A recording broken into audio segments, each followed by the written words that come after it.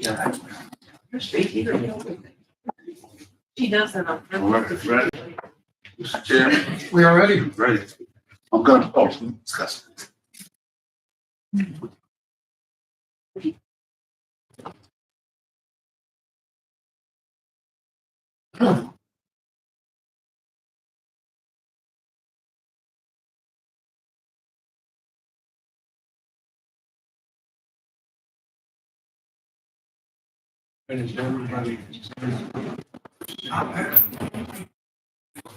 No, Dauphin Borough is not coming.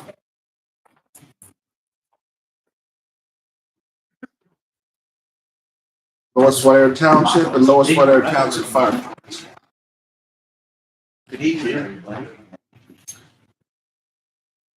Hi, sir. How you doing? Good, how you been? Morning, Grant. It's good to see you. Nice to meet you.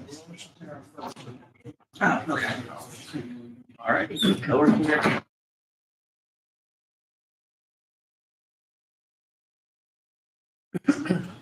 Smitty, you ready? Yeah. Ellen? What are we doing first? We're gonna do Lower Sotero first, and then Okay. we brought them both in at the same time. So we'll do Lower Sotero first. Welcome, gentlemen. I've already said hello out in the hallway, but welcome again. Combined, we're here for 30 minutes to hear your presentation. For those that don't know you, wouldn't mind a short introduction, go right into your project. Sure. So stop you around 20 minutes or so we can ask questions. Sure. Okay? So my name is Zach Porter. I'm the township manager. Christian Hurt, County Commissioner of Wilkes-Barre. Sean Taylor, Deputy Fire Chief. You can be clear. Yeah, the remote, and it's the part that looks like it goes on your shirt, goes in your hand, so you're holding it the right way, and it's the down button, Down button. and there is a laser if you need it. So our ask was for a debt repayment of $160,000 for our DCIP 23 loan. We've come the last couple of years with the same project. Just a little bit about the township. I mean, what we do. I mean, obviously we provide fire. We provide police. We provide road. We do the roads, bridges, all that. We have sewer. We have zoning, all that, all those things. First class township. So this is the last 3 years, kind of what we've been awarded from the board. Again, all for DCIB loan repayments. So again, this year it's $160,000 for stormwater for DCIB replacement. Part of those projects we're doing on Lakeside Drive. We have some issues with water freezing. So we've had a lot of complaints from residents who, especially in the winter, like trying to get to their houses. They're having freezing issues, and a lot of that has to do with the storm sewer down there. And so just replacing that whole pipe, that's part of it. Richard Avenue, Bird, Nisley, Heatherwood. Again, another one where there's old aging pipes in there and just getting in and putting new infrastructure in it. That's probably a development that's been probably there for 50 plus years and has had the infrastructure replaced. And then Lumber Street, again, same kind of issues, same stormwater issues up there too that we're going to be replacing with a better, more long lasting pipe. Yeah, I mean, so and this helps us out. With this payment, we can use this towards the loan payment, and then obviously use other funds towards other projects we have going on. This stuff, the DCI, this is just the schedule. We always include that. Just the amortization schedule for the loan. And then we are also sponsoring the fire department as well as the Lions Club. Do you want me to go over your questions that you guys asked, or is that something separate you wanted me to? We'll You have other questions? Are you done with the presentation? Yeah, that's pretty short. I mean, short and sweet. So there's not a whole lot, just the debt repayment. So We're good. We'll just, anybody have any I just questions? have one question. So the projects that you spoke about, they're already complete. no, so they are actually going out to bid in December, this month, and we'll open the bid in January, and those projects will be started this spring. So, but the funds that you're requesting to be repaid, so that's repaying your bond payment that you're using that money? Do these So projects? this was taken out, and this was taken out in 2023 is when we asked for it. We got a little, I think so we got, the timeline, I think, was a little bit behind this with different things happening and stuff. And so we're using this money to pay that loan back, that principal payment. Same as you've done in the. Same thing, exactly, yeah. As always, you plan to do it, then with the permits, and that's very, what I mean, as we all know, it drags on for a year and a half, but we want to do it. And it's just part of the process. And that loan was for stormwater, the project, so it's the So same all project. stormwater, yeah. Okay, Yeah. very good. That's what it was. It's just been kind of, we've used some of the funds like for like engineering and stuff, like design and stuff, but this will be the actual, this coming year will be the big, this will be the big draw, like the big construction projects are gonna be coming in the spring of next year. Yeah, that's what I'm I'm sorry. saying. He's repaying the bond that you're Yes. pulling from Yeah. to do the Correct, projects. yes. That's, I'm already sorry. some of Yep. it. Yeah. thank you.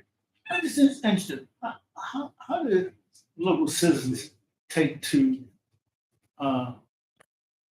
you have to talk to them about, or send out information about stormwater? Stormwater, so surprisingly, the board's done a really good job of kind of communicating, being out there in front. Like we actually just had to do a little bit of an increase with our stormwater too, Mhm. and we didn't have any kind of pushback. Good. We have an MS4 coordinator who does a really good job communicating and making sure that people kind of try to understand some of what's going on. Yeah. And then we also have a good, the board does a really good job of, every meeting we have a report on, like our workshop meeting, we have the MS4 coordinator report and stuff. So I mean, we haven't had too much of a pushback since I've been there. Good. I wasn't there when the fee was originally put in. So, But so I don't know. I don't I know. will say, we have community outreach, we do a rain barrel seminar, and the county supports us.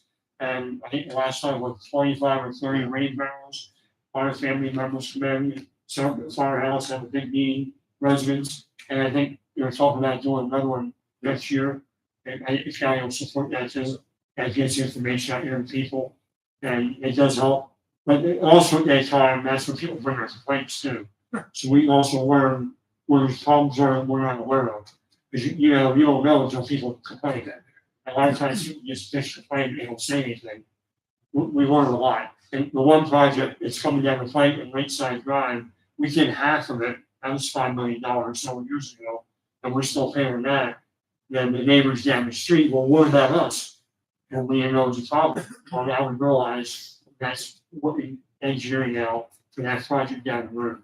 That came from one of those, that rain barrel workshop or one of those outreaches that project came from there. So, it's always tough with infrastructure projects. A lot of people don't, unless you're seeing something, I mean, all that stuff's under the ground and all they're gonna complain about is traffic and stuff like that with roads closed. But I mean, you don't see the actual pipes and the CCTV that kind of the staff sees. Thank you. Alan? No problem. Thanks. Ready? I don't have anything. Thank you very much. We'll move over to give us a second to bring fire department up.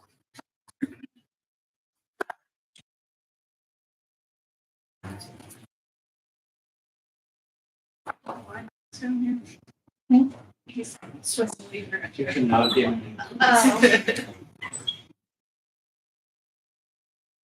Yeah, Go ahead, Chief. skip through kind of quick. Maybe. Down button. Down button. I'll skip through this. Is just the numbers made up of for the fire department. We are separate 501c4 nonprofit, 100% volunteer. At least at this point, everybody knows the issues where that's going. On stacking. As far as the operational fleet, it's 8 emergency vehicles make up our front line from a single centrally located fire station. Just some background on our budget year over year. Our average over the last 5 years, they're at the top. And that really covers everything for us. We cover all the vehicle maintenance, purchasing vehicles, the insurance, contract service for things. We have entered, the township's been a great partner. Have kind of renegotiated our relationship with the township, I'll say, and kind of especially from a funding standpoint. So now they've taken over ownership of the station, which has relieved us a lot of huge cost burden that it was really hurting for us to be able to replace air packs, apparatus, radios, things like that. So it's definitely helped from that. You can see there from the last point, we do have a 0.49 fire tax, which there's the net over the last 5 years of what that covers. It's still about 60 to 70% of our annual budget or annual revenue. So the rest to make up that difference is on us. And I'm happy to say that we do pass a balanced budget every single year. Fundraising does get tougher and tougher each year. We, many, we used to hold the weekly bingos and kind of reduce that back to special ones and all that. And even those are getting cut back now just because not enough people, not enough time. Plus the state of our core missions. On the project, first of all, we're looking to replace all of our current Motorola XTL 5000 mobile radios and all 8 of our frontline apparatus with the newer model. Sorry, it's on the next slide, APX 6500. Basically, it's one for one swap. They look the same, they function the same. They're all saying they're just 15 years newer. All of ours are original from when the county did the original project. What really threw us through the loop, as everybody and these guys can definitely attest to, back a couple years ago when the FCC threatened to move all public safety to a different band, which our radios wouldn't support on the T band, it kind of everybody started breaking out of cold sweaters. The original, I was not here when we bought these, but my understanding is the county actually fronted a lot of the costs, if not the entire thing for all these radios. Now going through this time, if we were going to be forced to do that, the cost was going to be on each individual department. Luckily, that didn't come to fruition. It was fought by enough of the big departments, but it kind of opened everybody's eyes like, okay, these are essentially computers. They have a lifespan. We now need to start replacing them. There's the new ones. The grant requests were $64,234, approximately $8,000 per radio. That's based on a quote that we did get from the county's radio vendor, PNC Communications, over Eisenhower Boulevard. That cost includes all of the hardware, all the programming. They did include installation costs on that. I know one of the questions was if there's any licensing fees with that. The county holds the FCC license, which is permitted through the program to operate on. So there's nothing for us hanging along. That's my little project. There's all 8 fleet for the units that would be looking to replace them. And so I got the new county designation in there. And then further one question. As far as other funding sources, kind of blend this with question 2 regarding the PEEM grants. We do apply for the PEEM grant and we do receive funding from that. But just like the township, we have multiple projects going at once. So this year's PEEM grant, we actually are trying, we've been working with Middletown a lot over the last, I'll say, year and a half to staff up a PEMA recognized swift water rescue team. So with that, a lot of it includes a lot of road rescue equipment, additional trains, things like that. Some stuff that we don't currently have. So a lot of that's going to go with that cash. We also, since we're buying the road rescue stuff for the water rescue, we also learned basically in Swadera Township, some interoperability issues with what's carried on a rescue truck versus what Swadera has in the city of Harrisburg. And so that's what this year's was. It also kind of came into the timing. One, at the time that this grant opportunity was released, the national grants, the AFGs, things like that, were also still in process. We are in a regional grant with Middletown, Londonderry, Highspire, and Hummelstown to go after portable radios, the small ones that we carry around on the scene. We have not officially heard word which way that landed. We're told that's also not a good thing that we haven't officially heard. Part of the problem, government shutdown really threw a wrench in that. We're still optimistic that this is the second time that we've applied for that. We weren't awarded during the first round, so this was a reapplication. So far, we've heard nothing, which we're told no news is not good news. So we're now starting to look to other funding sources such as this to start to try to place this one. And it's just for the other thing we started maintenance also. anything that would not be covered under this, we would do budget for any budget. That's just going on. Yeah. Competing grant this year. I think it's something we applied for in past years. Chief, myself and Chief Iverson and Chief Leonard were aware of the technicalities with the radio system, but for our other board members, just to, so you understand, in 2009, Dauphin County changed the platform, the radio systems that all emergency services used, police, fire, EMS, throughout the county. The county provided all of that infrastructure to all the agencies. Now that is aging out. The equipment is no longer repairable. They're obsolete because of the age. So now each of the municipalities are being forced to purchase their own radios at huge cost. Each of those radios is $6,000 or $7,000 for the vehicle that's mounted in a vehicle. However, the small portable radios that the police officers and firefighters and EMS people carry, they cost about $8,000 a piece. So it's an enormous expense, but it's an absolutely essential. It has to be. And it's also proprietary. Dauphin County uses a Motorola dispatch communications radio system. Dauphin County can only receive its certification for their communication center if all devices and appliances and radios are Motorola brand, so they can assure the 98 or 99% coverage throughout Dauphin County. So when you see the proposal from one source vendor from Motorola, they must be purchased through Motorola and owned. And that was my question. So It leaves every township having to buy this same. Huge burden. Yes. you have no choice, and you must give. And the old equipment has zero value. It is obsolete. It has no value. So the 2009 generation radios, Motorola is no longer producing replacement parts. Yeah. So even if it's currently functioning, if it has a component failure, they're not able Can't get the to parts. fix them. So this is a massive expense that's affecting every municipality. So, and that's just to provide additional insight to both of you.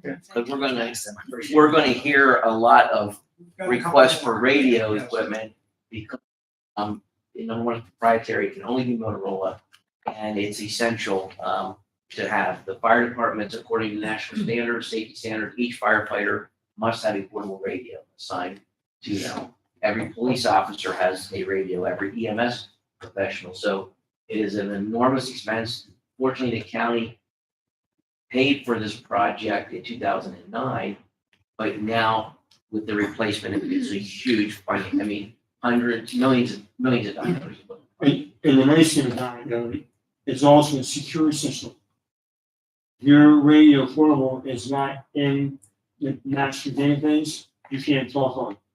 So if someone would steal a radio, run out, they try to pull that radio out of the system, and it's useless. So it's a secure system countywide, which is good to have. If I don't mind, I gave a little background. Because I was, no, the portables, all your firefighters have portables or your seats?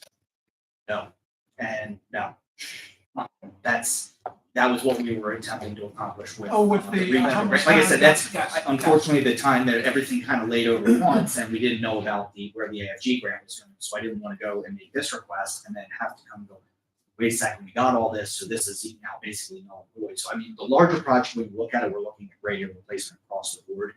I'm kind of picking and choosing, Bart Schellenhammer was the one that kind of took the lead on the regional grant. So I'm not sure why mobiles were not part of that. Maybe it's something that they shared said like, hey, they're not leaning towards mobiles or leaning towards portables. I can't answer that, but since that wasn't really included in that, we're choosing command and mobiles for this one. So I wouldn't be surprised if you see next year coming after portables. Chief, if you were to replace every mobile and every portable radio in your fire department, what would that approximate cost be? You don't have to be exact, just. Well, To yeah, give so a I'm trying to think, I perspective. want to say, I didn't get a chance to write down, I think we were somewhere on the order of, I'll say 25 portables that we'd be replacing too. So if you say take that at roughly $6 to $7 grand per portable, on top of that, plus on top of your motors, I mean, So I think it's $250,000. yeah, every bit. And so I'm sorry, go back to what our operating budget is, where we had, and that's just that. So within next year, we're also looking to, we need to replace our air packs. We're one of the oldest ones in Dauphin County. We're still operating with the Firehawks. We're not compatible with any of the other municipal departments that we run with. So that's another, that's covered by relief. There's other funding sources, but it's still a very big hit. So if relief goes after that, relief doesn't have enough funds to buy the radio. So it's all balancing act, trading act. Yeah, it's a huge burden to us. Yeah. We have 55, 60 portables. That's 8. Our fire department, that's just a talking. It's not. The rescue is the biggest one. The rescue is the only one that doesn't have one receipt. Okay. I'd say with the exception of the drop, like the engine and the tank don't have the driver, but they're the suit issue and engine, you're staying with that. So yeah, that's huge. Thank you, Chief, Chief. so thank you. Smithy, anything? Mike? Chief, you're doing a good job today. Over your fire department. You are. I'm trying. No. We appreciate it from each other. I'm not blowing smoke. Doing everything you can. You're stuck with me for next year too, so. Well, congratulations, or Condolences. we'll just say congratulations. You're doing a good job. Stay the course. Yep. Appreciate that. Thank you. Thank you all. Thank you. Thank you all very much.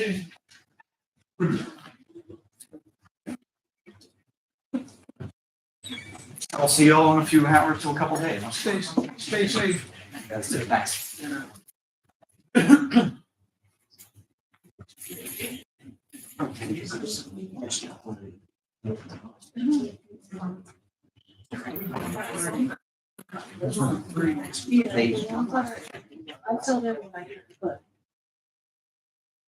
So did the police. If you ever seen low taxes, fire chief is paid. Because I've got one police department that's filled in. One, the township wasn't filled in. And it's highly technical. And one police department's not. Who rides horses and has I do been not riding have horses out of our farm and My township dad area. is studying to be a Hershey. And the police. Riel. I don't either. Yeah.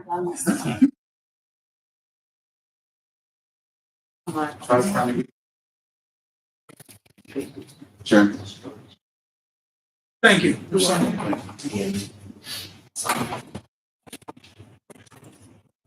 Yeah. He's always, he's out there. Good evening. Hi. Give us 1 second.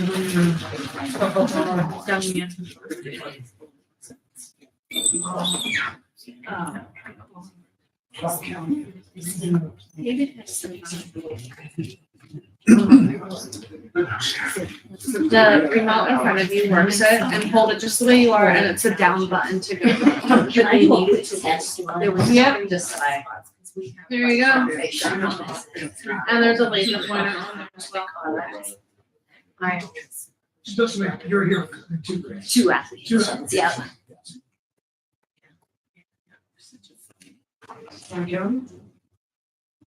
It's, regional planning. So welcome. Thank you for being here. We've got 30 minutes to spend with you. If you don't mind, give us a quick introduction. Yes. If we get you off so we can ask any questions we might have. All right, perfect. Thank you. I will start us off. My name is Alexa Korber. I'm a planner working for Tri-County Regional Planning Commission. With me, I have Jerry Duke, who is the Dauphin County Planning Coordinator working for Tri-County Regional Planning Commission. Which one are we going to look at first? We're going to do rec first. And that should be one of our first slides here. Okay, so the Dauphin County Water Resource Enhancement Program is what we call the REP. And we are here specifically to talk about funds for an impervious area assessment. So REP is a countywide stormwater collaborative. Membership is open to anyone within Dauphin County. Right now, we have 11 members. They are all in the southern portion of the county. They include East and West Hanover townships. All of our current members happen to be MS4 permit holders. So those are permits they have to comply with for how they manage their stormwater and runoff that goes into the Susquehanna River and eventually the Chesapeake Bay. So since all our members are MS4, our program has been very much focused on finding ways to help them meet their permit requirements in a way that's easy and cost efficient and just sort of takes the burden off of them. So our members came to us with the revelation that DEP had published in the PA Bulletin of January of this year that the requirements for the MS4 program are totally going to change. At first, it was all, sediment nitrogen. You need to track how much sediment and nitrogen you guys are reducing with your stormwater infrastructure. That's been going on for years and years and years. Now, though, for the 2028 program, they're going to mix things up. And now everything is going to focus purely on volume control. So exactly how much physical amount of water are you actually leaking into your system and getting into the waterways? That is different from anything they have ever done before. So the main question then about why do we want to do an impervious area assessment was because we have to. Audited by the EPA actually for MS4 compliance. It was Lidditz Borough. Lidditz Borough is on top of things. They were doing stream restorations right and left. And I believe they described their audit as being hostile and aggressive. So what would this study actually do? It would provide our member municipalities with a baseline of all their impervious coverage. So that's coverage like road, buildings, things where water cannot soak through into the ground. It's going to assess what their stormwater infrastructure that exists is already treating. So how much of your current runoff volume are you already managing? And it's going to identify where they have deficiencies. So maybe they have a piece of infrastructure that they think was working real well. Turns out it's not working real well at all.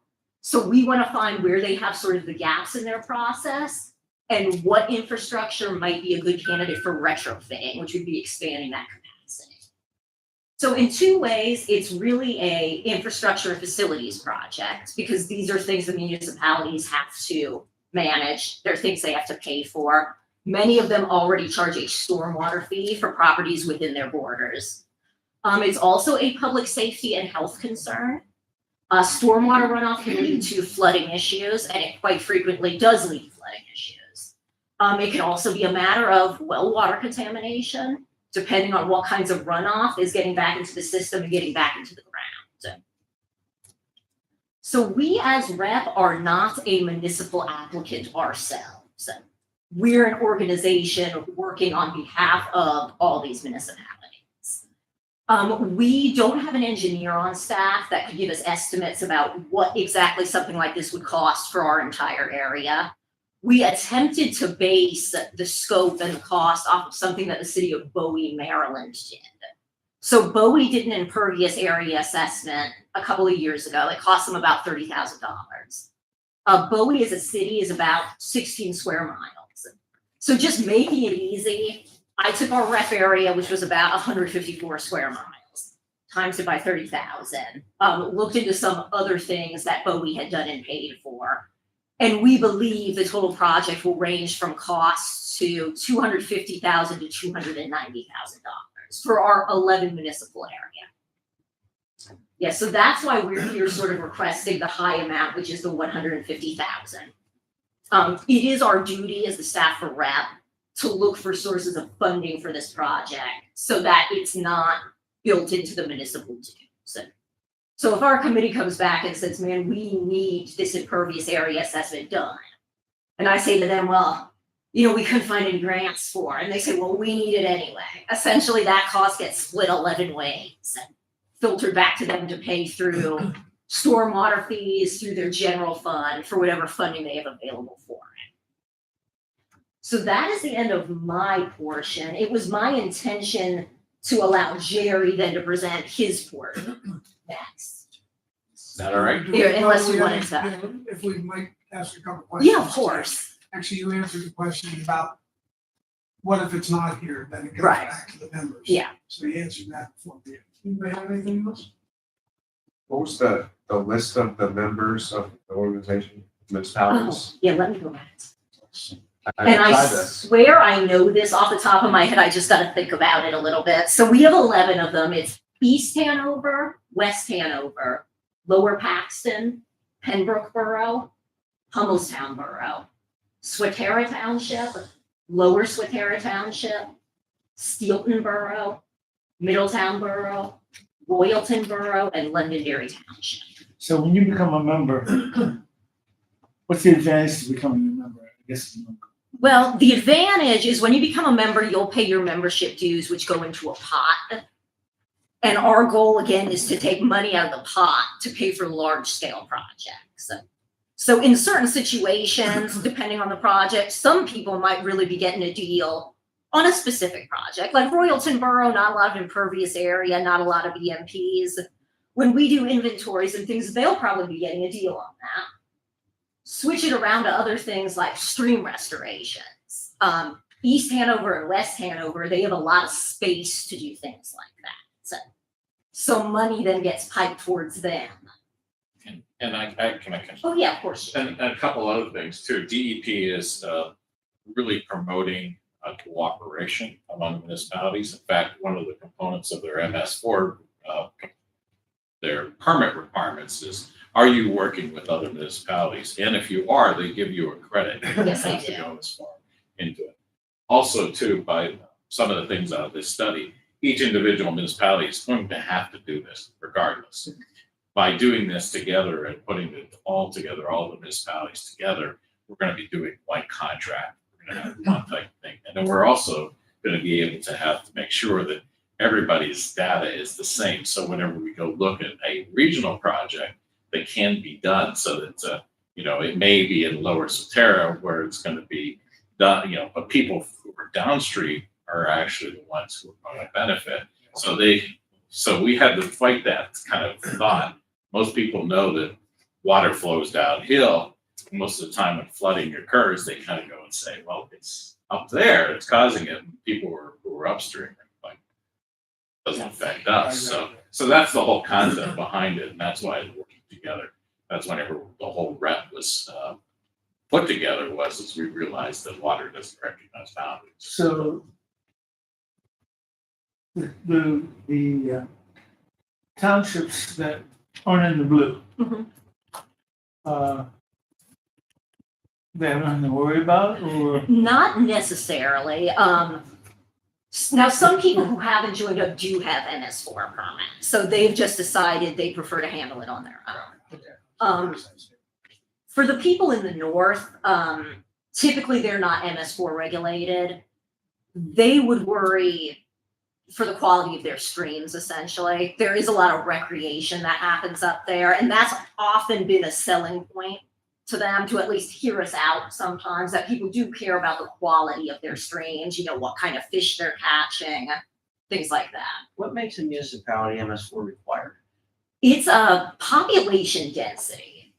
There's a census number that sort of triggers it. Per square population per square mile? Per square mile. Yeah, off the top of my head, I don't know, but yeah, it is about population density, which is why a bunch of the northern ones aren't regulated. And then a question on your project timeline.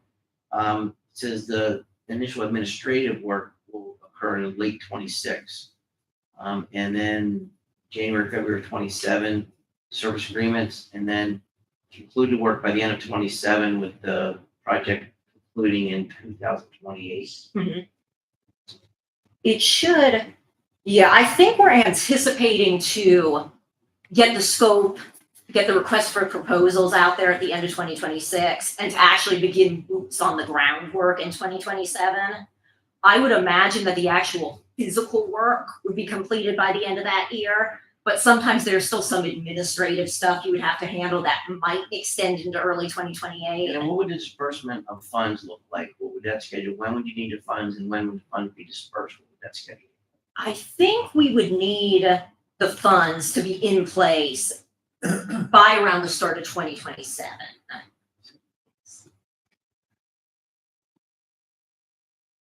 Any other questions for that portion? Sir? Yeah, let me Okay. catch you up, Jerry, and then I'll. So for part B of our we again, as Tri-County Regional Planning Commission, we serve as the planning agency for Dauphin County, myself being the Dauphin County Planning Coordinator, kind of, our office is kind of act as the planning office for the county. We have been doing this for, I don't know how many years. We've been kind of, it's been a good working relationship and it's been very good. But one of the main components of our function for planning and also for the county is the Dauphin County Comprehensive Plan. Comprehensive plan has been, it was last written 9 years ago. The Tri-County Planning Commission had done it. The Dauphin County Comprehensive Plan is with every component is the basis of the planning actions that happen within the county.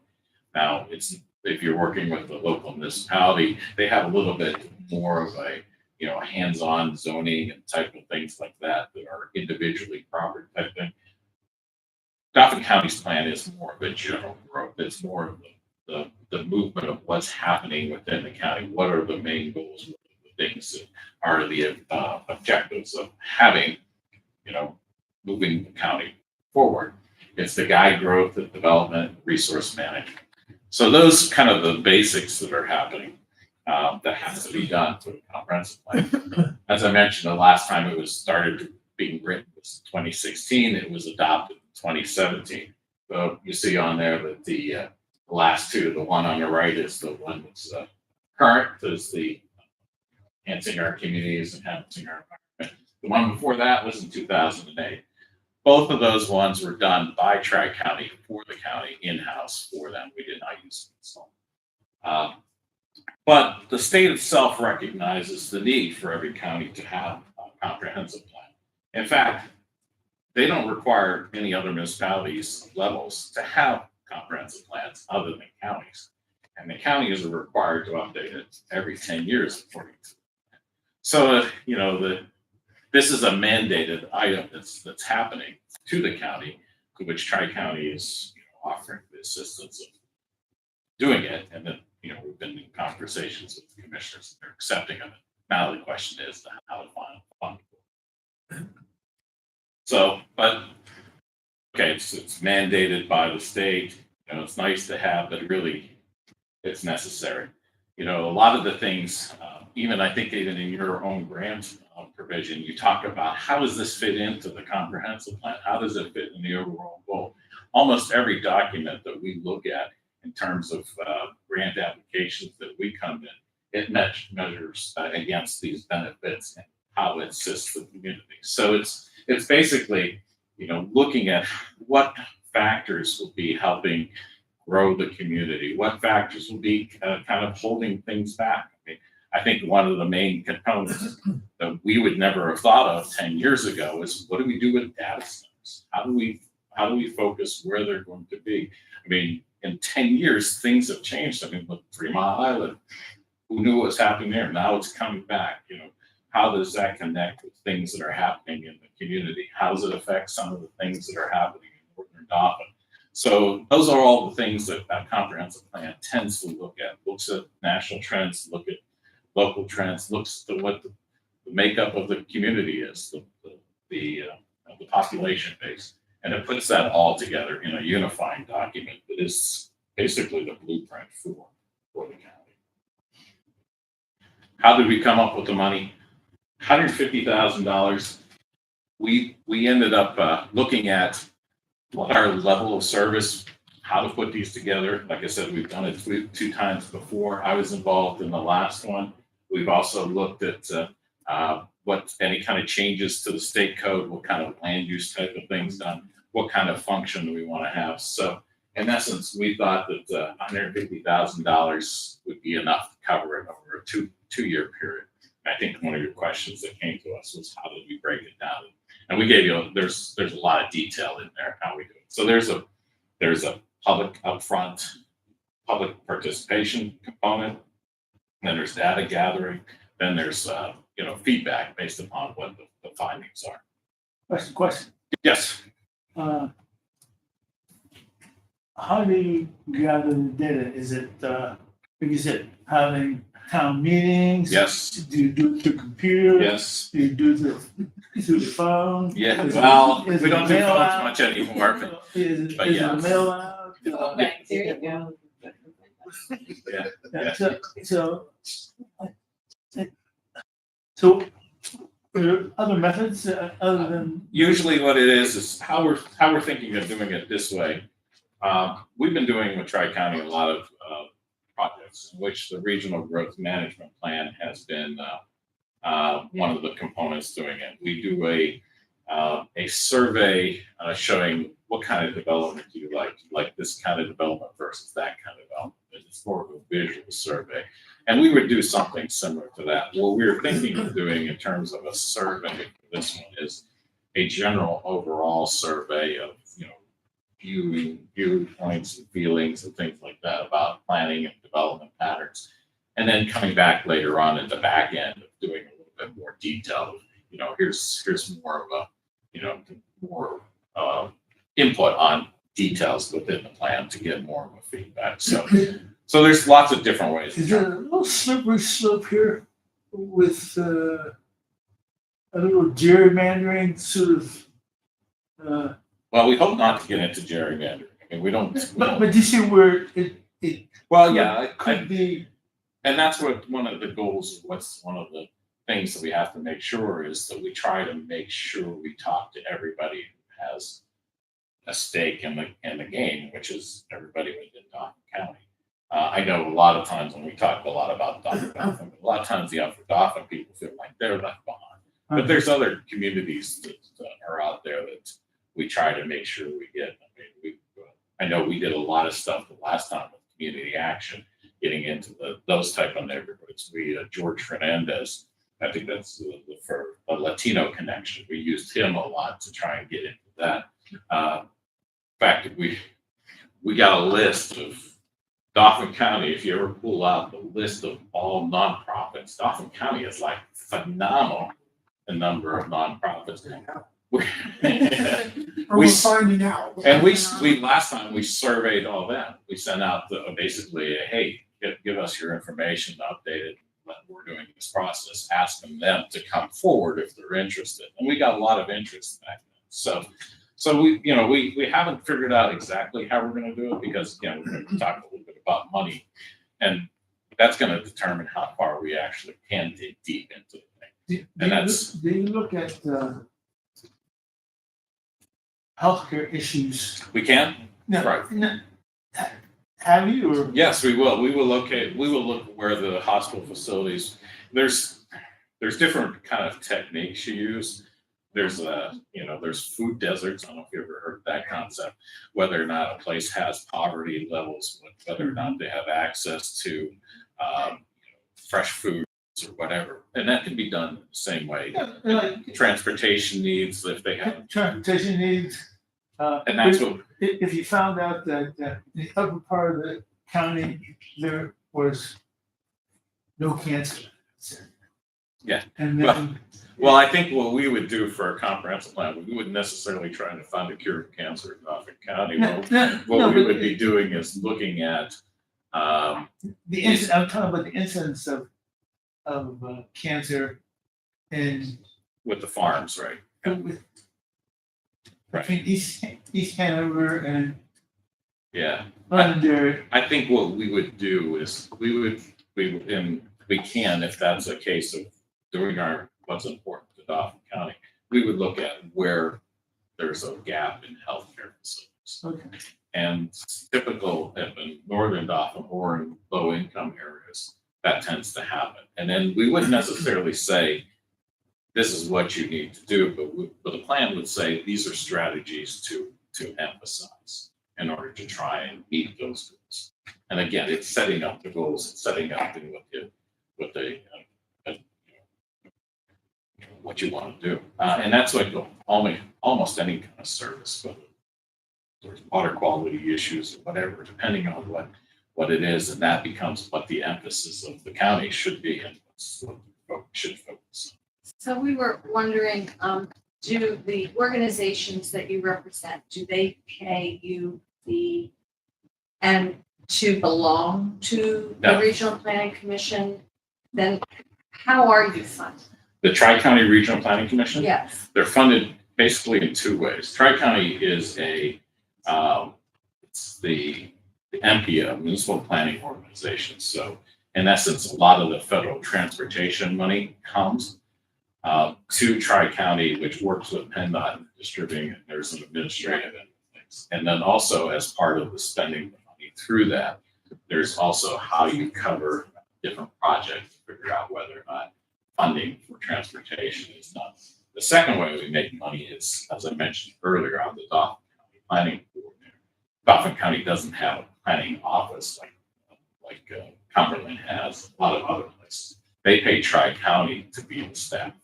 So instead of having one planner or two planners, like they would have everybody, like Alexa and a number of people who work on transportation projects and things like that, work together to do certain things. So the money comes from, in essence, federal funds and from the county funds to run our operation. And I'm particularly, the main Dauphin County. So if this study is mandated, Correct. but you can't come up with the grant funds to pay for it, Well, then, how does it occur? well, that's where the trick will be. If the funds do not come, then it's gonna go back to the county to say, all right, do we take this out of other money?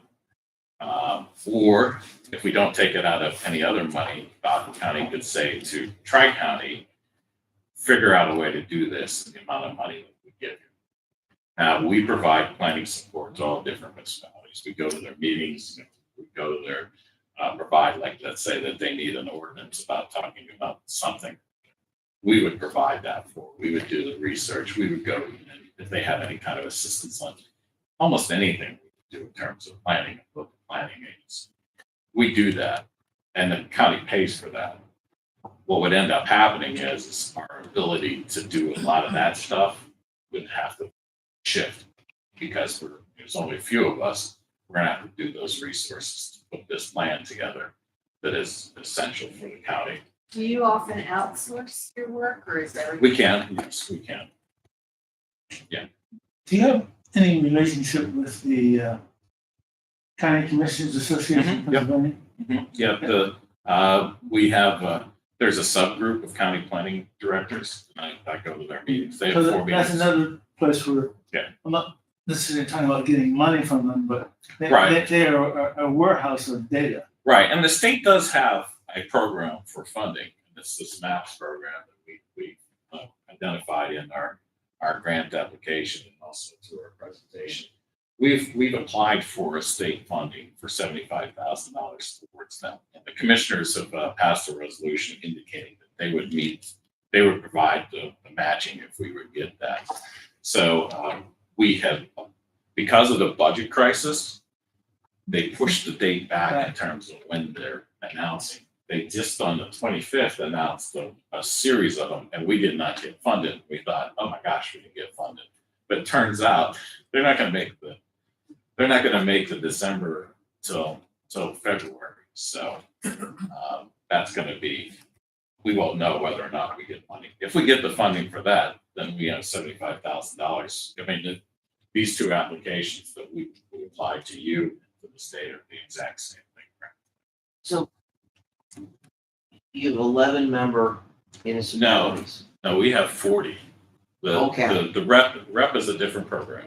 Oh, okay, that's where my confusion is. So only 11 municipalities participate in REC, In RAC, Right. yes. but all of them participate in the, Everybody's involved. okay. They all have a stake in. Okay, this so your agency, so the second grant would apply to the entire one. Correct. county, all municipalities, all boroughs, All. and city. All 40 municipalities.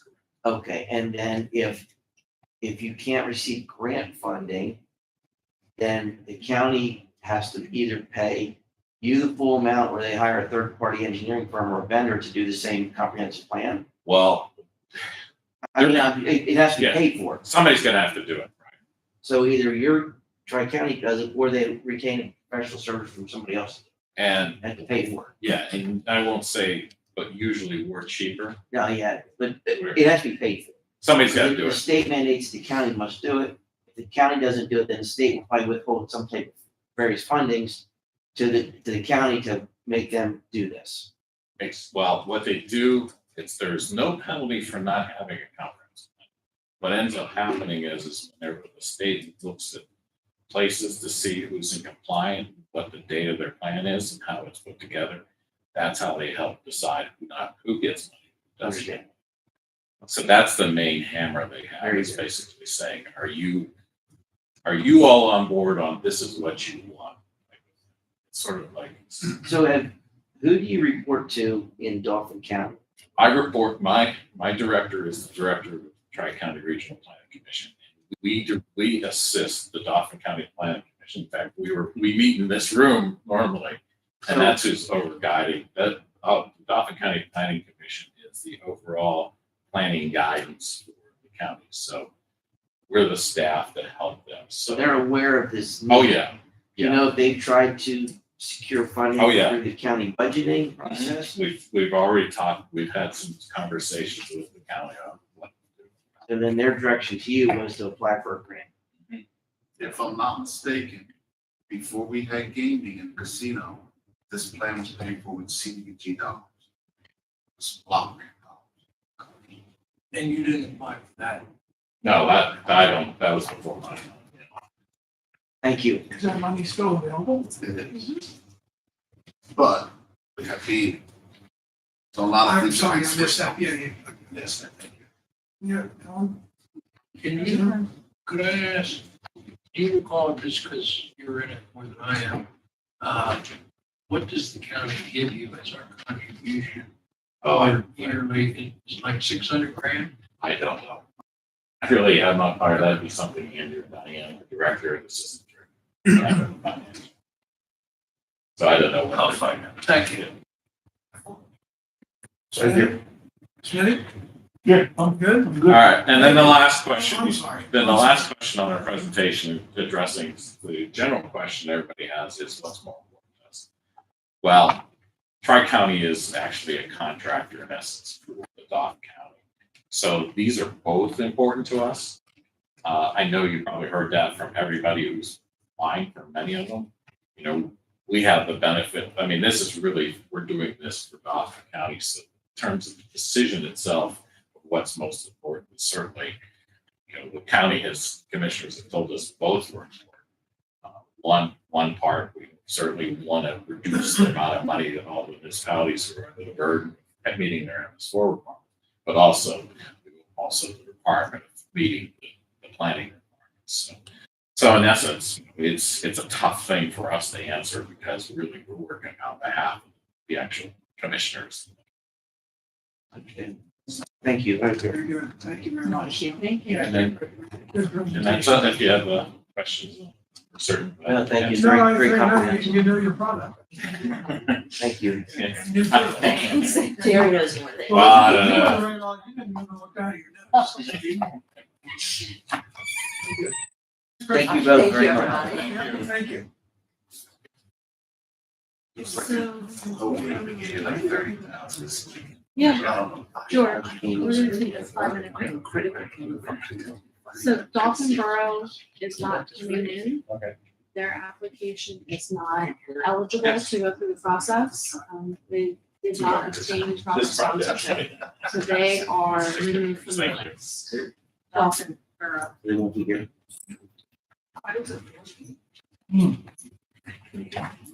Got my bag. Okay. Have a good evening. Thank you. Thank you. Thank you. He said they're sort of good sponsor. There's somebody. Is the teacher gonna let us go early? Someone here? What's that? Who's here? I don't know, I was trying to hear what you said. Was the Dolphin is off? Yeah. Right, because, right, so,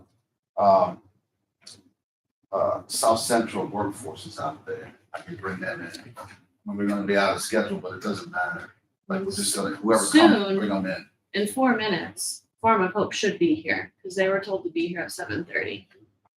But, yes, but the other I'd rather one keep is there, moving. yeah. But until we're done with a brief break, Okay. it might As soon be. as that one comes back in, does anybody else need a brief break? Just remind, we are live, I don't know how to mute. Thank you. Yeah, I appreciate it. Is it? An edit? Is it?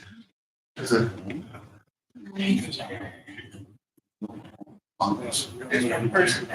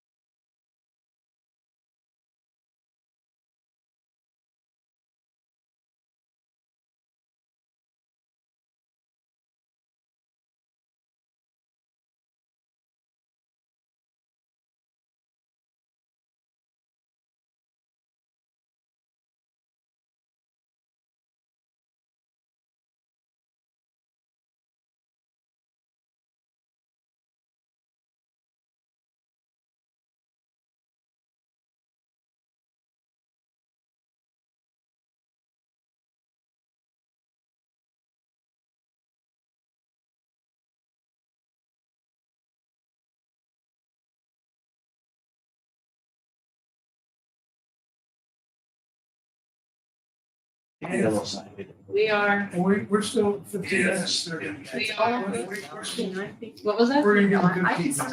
Even Farm though- of Hope, yes, I only have 15. Just say, Joe. Was supposed to be, yeah. We're gonna keep it. Yeah. Thank you. It's a. And we can share some of the Yeah. lessons. Yeah.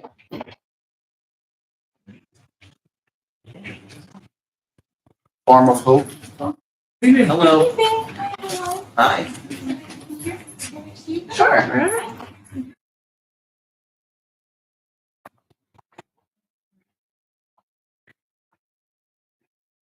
Yeah. So welcome. Thank you for being here. We have 15 minutes to spend with you. If you could do your presentation in about 10, you give us 5 minutes to ask you. So a short introduction and go right to it. Okay, wonderful. So nice to be here this evening. Thank you guys so much for having me. So thank you for the opportunity to present Farm of Hope's Pathways to Pastures. I'm going to refer to it as P2P sometimes. And to demonstrate how our 2025-2026 grant application meets the Dauphin County Gaming Grant criteria. My name is Amanda Reed. I'm the administrative director at the farm. I've actually been in many different positions over the last 9 years, starting as a volunteer, becoming direct support, caring for all the animals, becoming the community coordinator, moving up to a supervisor, then I was program director, and here I am as administrative director. You're welcome. Thank you.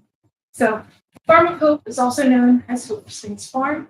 We're proud to serve adults with autism and intellectual and developmental disabilities here in Dauphin County, and today I will outline the need, the impact, and the significant community support behind this project. So, as a state licensed educational day program located in Dauphin County, we serve adults with autism and intellectual and developmental disabilities through a unique therapeutic farm model not found anywhere else in Pennsylvania.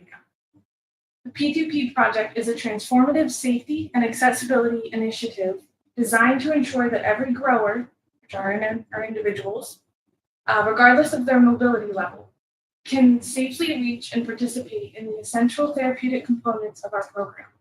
This narrative outlines the need, scope, community support, alignment with current priorities, and anticipated countywide impact of the project. Farm of Hope is situated on 17 acres in Hershey. We have 70 adults with autism and developmental disabilities, with 36 trained staff members providing daily support. How many staff members? 36. Our program includes animal care, horticulture therapy, community volunteerism, cooking, art, health and fitness, and social development, as well as money management skills out in the community. These activities build independence, emotional regulation, and cognitive function. The farm's rural environment, combined with structured support, offers a deeply impactful alternative to traditional day programs and is relied upon heavily by families all across Dauphin County. The Pathways to Pastures project addresses the most significant infrastructure challenges that we're facing at the farm right now. The project includes reconfiguration and paving of the entry and exit U-shaped driveway, expansion and relocation of upper and lower parking lots, installation of stormwater management systems and rain gardens, as well as ADA accessible paved pathways, ramps, landing pads to the pigs, ducks, goats, alpacas, and chicken pastures. These improvements are essential for safety, accessibility, and the long-term sustainability of our program.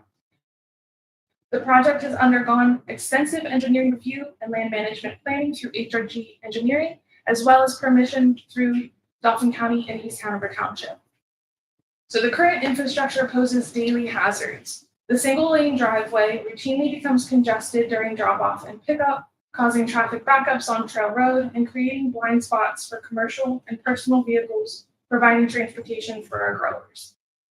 Growers, staff, and transportation providers are regularly exposed to these unsafe conditions. We actually park 3 cars deep in our parking lot because that's how many staff and vehicles we have. So you have to wait for 2 people to leave before you can.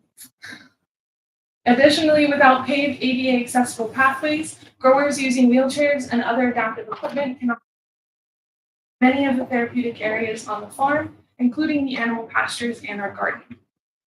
This prevents full participation in essential program components and undermines the county's broader goals of inclusion, accessibility, and community integration.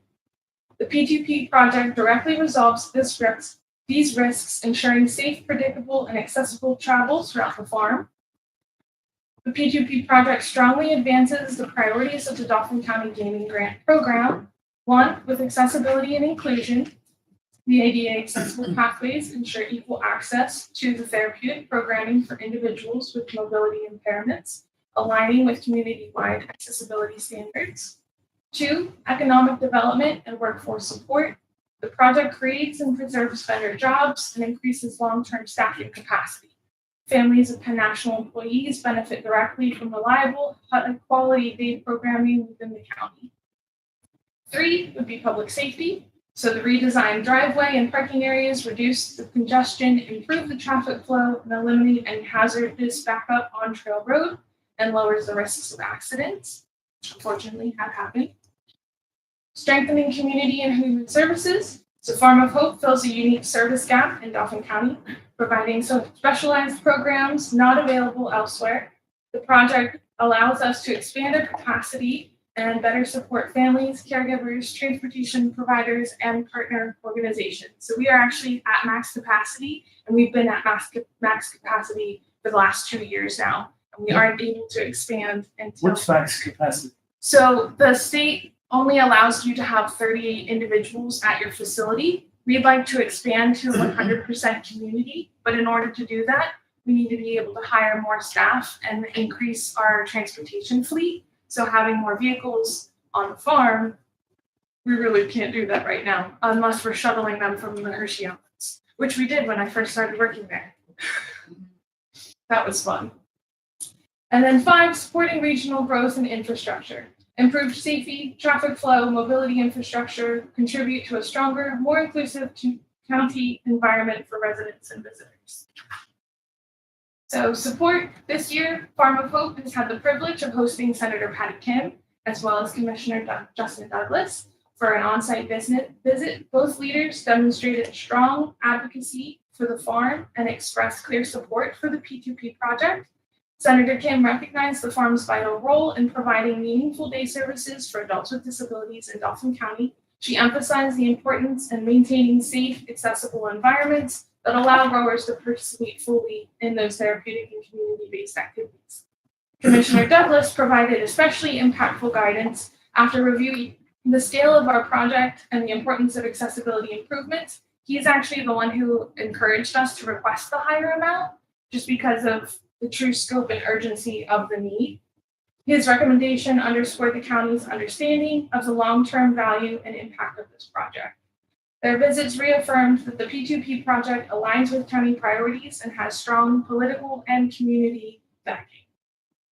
The full cost of the project, take a big gulp, $420,885, and that's just since we've had our last estimate given, reflects extensive engineering, stormwater compliance, land development design, and a multi-year construction implementation.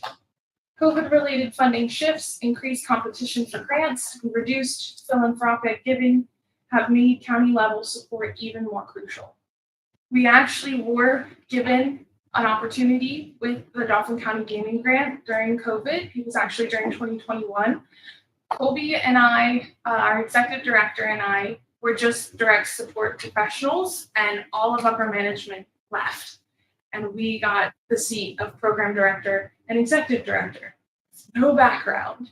And we kept the farm afloat with only 16 staff and only allowed to have 22 growers. And now we are at max capacity. We've developed two new service lines, transportation, behavior support. And we've also started the vocational resources program. So students are able to come out and get job experience with us. So we've taken what people said the farm wasn't going to make it and blew them away, which I'm very excited and proud to do. But unfortunately, because of that, funding for the Pathways to Pastures project had to take a back seat so that we made sure we had funding to pay our staff.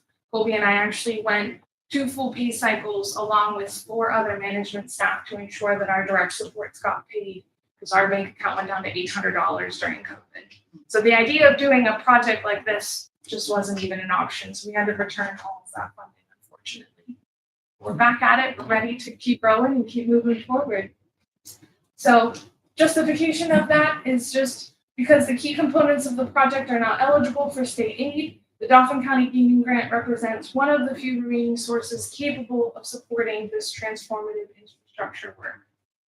So the farm has secured multiple sources of funding over several years, but the remaining gap cannot be closed through small grants and donations alone. A significant investment from the county is essential to maintain safety, expand accessibility, and meet the rising demand for services. The P2P project benefits Dauphin County well beyond the farm's immediate boundaries. The project generates 18 vendor jobs and expands long-term staffing capacity. It improves the infrastructure, supports Penn National employees whose families rely on farm per day program services. Safer traffic flow benefits neighbors, transportation companies, and the public as a whole. It increased accessibility ensures the county continues advancing inclusion and disability support initiatives. Expanded program capacity allows more individuals to receive services, which we truly know that we have because our wait list is through the roof, and improve family stability. So these collective impacts illustrate the significant return on investment for Dauphin County and the gaming grant program. The Pathways to Pastures project is Farm of Hope's highest development priority and is essential to the safety, accessibility, and long-term service capacity of the organization. It fulfills all major Dauphin County gaming grant criteria, is supported by county leadership, and directly benefits families, businesses, and residents throughout the region. So with the county's support, Farm of Hope will continue to provide inclusive, impactful, and life-changing programs for individuals with disabilities.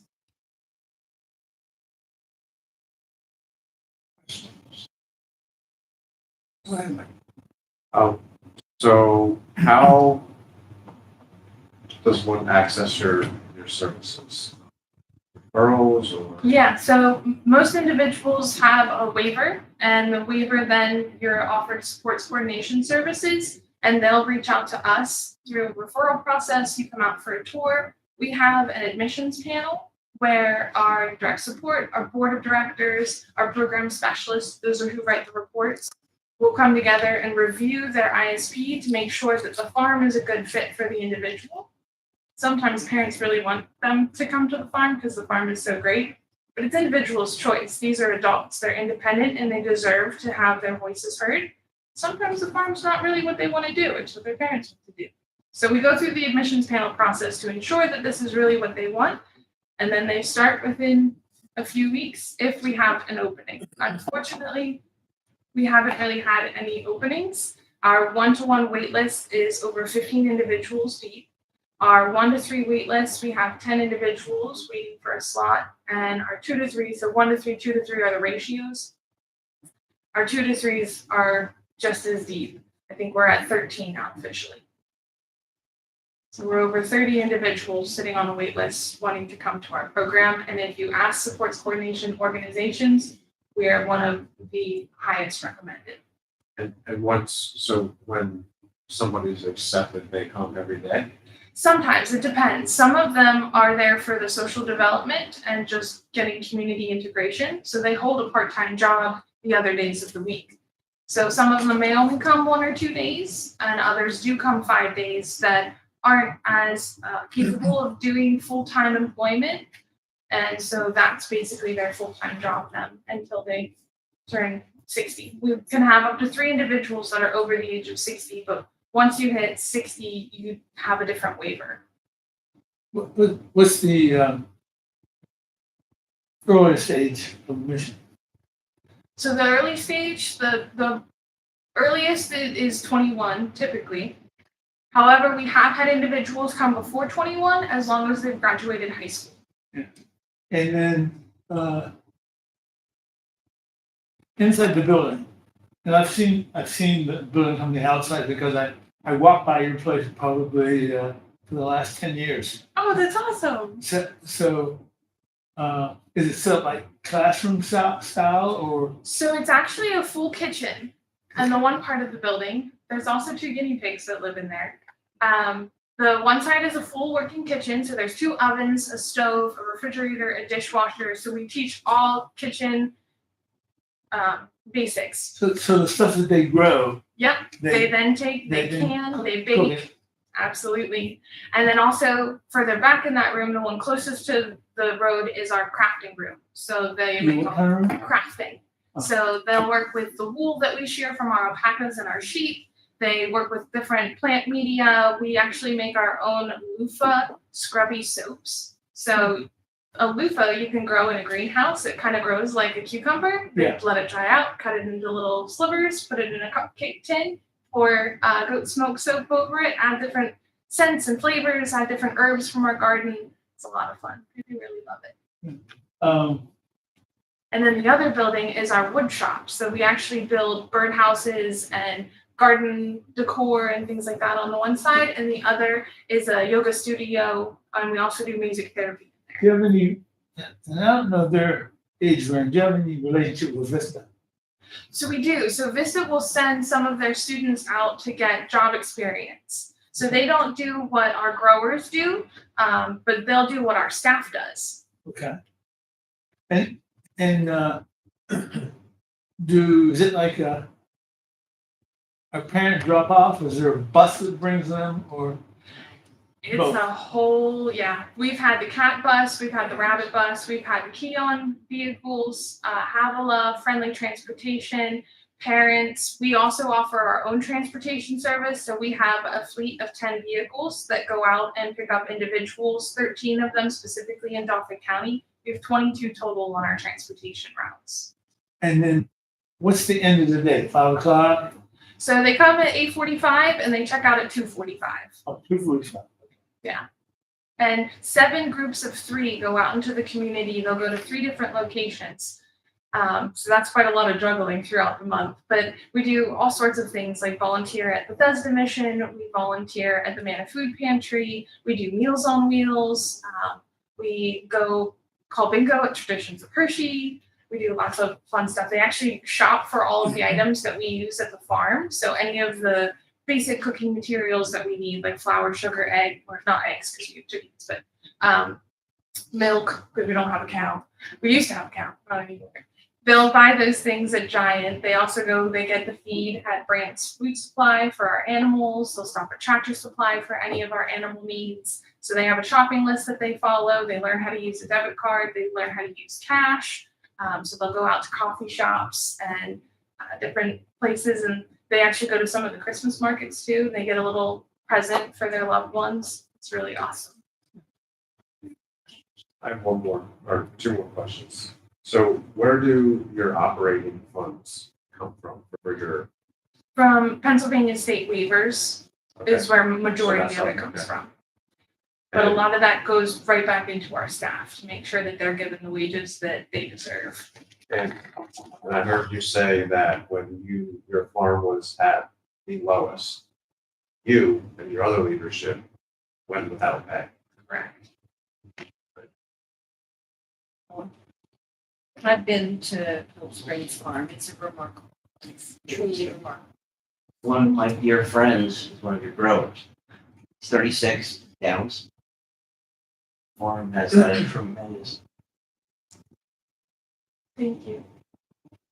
I love every single one of them. We call each other farm family. They are the reason I'm still there. I'm a neuroscience major. I did not anticipate becoming leadership at the farm whatsoever. Wow. But they took my heart, every single one of them. I've had the pleasure to hear you present another organization. Right? Your passion is, tonight is exactly what I've heard every time. So thank you for what you did. Thank you. No other questions? Mr. Kara. I'm sorry, yes, I'm sorry. No, no problem. Well, I can only think of one right now. Oh, in the response to your questions, where we're asked about prioritization, the response was, the entire project is our priority. But if we go down a little, one step more granular, we really have the driveway, the parking, the 3 pathways, and stormwater facilities. Within those, considering those as individual projects, which ones of those are the priorities? It's going to be the driveway, because that's causing the most congestion, is having that driveway put in. as well as at least paving the lower parking lot, and then slowly integrating the pathways as well. So we were just blessed with a pathway funding from the Rotary that we're able to use for the goat pasture. Is that, sorry to interrupt, but is that new? That is new. That was just developed. Awesome. Do you know how much that is? $1,586. So we are trying to outsource through other places. This has actually been in the works since 2019. I wasn't the one to originally start it, but I thought that this was a fantastic idea because I was part of the shuttle back when we didn't even have the lower parking lot. So yeah, I really see this helping us expand and do more for our community that really does need the service. And I've got one more question. You talked about the COVID grant money you got from this program, and you gave that back. Correct. Part of it. Some of it was used for our engineering fees, but we weren't able to use all of it in the amount of time that was allotted. Okay. So we did have to give a portion of it back. Okay. So looking at the monies that you had in your budget, it was the 2019 to the 2020 cycle was 11,000. You got 11,000. Would that have been what was remaining from what you didn't give back? Okay, and so you kept the 2020 to 2021. You still have that money. We'll check on it. I think it was we used the 11,000, had to give back the 2021. Okay. It was the larger portion that we had to give back. I'm sorry. And do you guys partner with Capture? We have in the past. We don't volunteer there at the moment because it's cold, but we do volunteer there over the summer, spring, summer, fall months. Have you ever applied for block grant? We have not. Talk to Deborah. I've never heard of an organization, surprised. I've never. Yeah.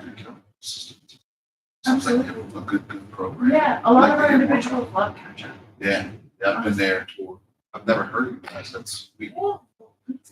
We have a purchase sale in 2 weeks.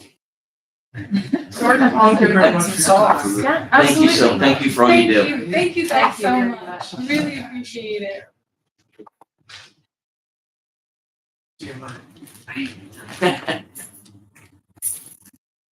Have a nice Christmas. Thank you, you too. Thank you. You say,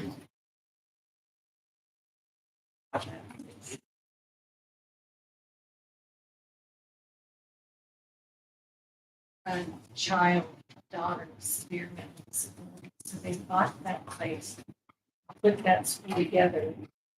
Farmhouse across the street from the school. Yeah. The daughter lives there, caregiver, but they developed that school so that their daughter would always, That's Wow, great. that's awesome. and they both passed. And their daughters. So there's things to That's awesome. It's an amazing place. Yeah. My friend, who's 6 years old, he Yeah, them was pure, it's amazing. Wonderful. yeah, greatest heart. That's her. Yeah. Every time I hear her speak, Right. So that's this- not her name right there. It's And she's.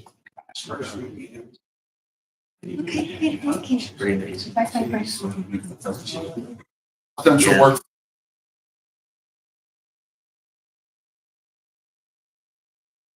Evening.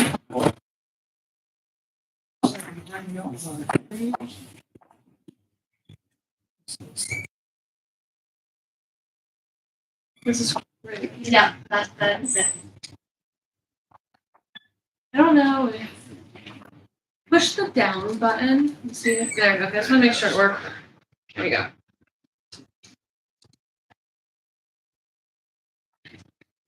Whenever you're ready. I can go whenever. Yeah, give us 1 second. No, I was just gonna, We're all catching up to, we're holding a little discussion.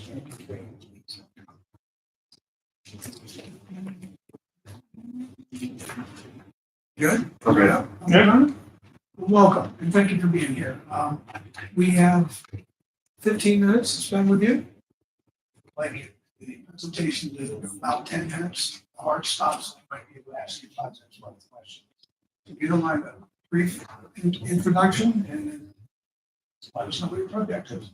Great. Hi, I'm Stephanie Petro. I'm from SCPA Works. And this is my partner that we are partnering with, this is Jameson. Yeah, my name is Jameson Smith. I work for a company called GAB, which is an HR technology provider. I'm partnering with Stephanie and SCP on the project. Letting us submit an application and an opportunity to throw our ideas out here of what we'd like to do if we get these dollars. So our whole goal is to build a stronger workforce area within Dauphin County. Not just Dauphin County, because SCPA Works covers 8 counties, but focusing on Dauphin County because this is where the key grant is. And we're able to make sure that we'll be, if this is funded and goes well. So let's, familiar, you know, what we do, we're the Workforce Board. We are champions of economic growth, providing social economic mobility for all individuals that are in our community. We obtain federal and state dollars that we fund the PA Career Links with, and are trying to, that we upscale individuals or any dislocated worker individuals. So that's what SCPA Works does, and why we're really interested in partnering with GoGay. We always want to be able to try and connect job seekers. There's so many different diverse job seekers throughout our counties, between the ALICE population, which I'm not sure if you're aware what the ALICE population is. It's an asset limited, income constrained population. Dauphin County, and I'm going to bounce around, you're going to see this slide, has 30% and 30% of the population falls within the ALICE population. What that means is these individuals, they aren't able to have assets, be able to afford transportation, and have housing and childcare because of their low wages. So we want to connect them to a one-stop hub, which is the GoGig platform, along with the potential students and alumni workers that are trying to look for any other employment. And we also want to be able to highlight the Hollywood casino area and their employment opportunities there. So why do we need to have a one-stop shop? So there's a lot of workforce pressures right now. In Dauphin County, like I said, there's 30% of the households are asset limited income constrained. There's a lot of job openings throughout the area that the ratio between healthcare, manufacturing, and IT goes unfilled. And our region experiences a lot of retention problems with younger individuals. We want to change that. If we have the ability to do that with this platform, we feel we'll be able to connect them and be able to also support small businesses with getting higher wages.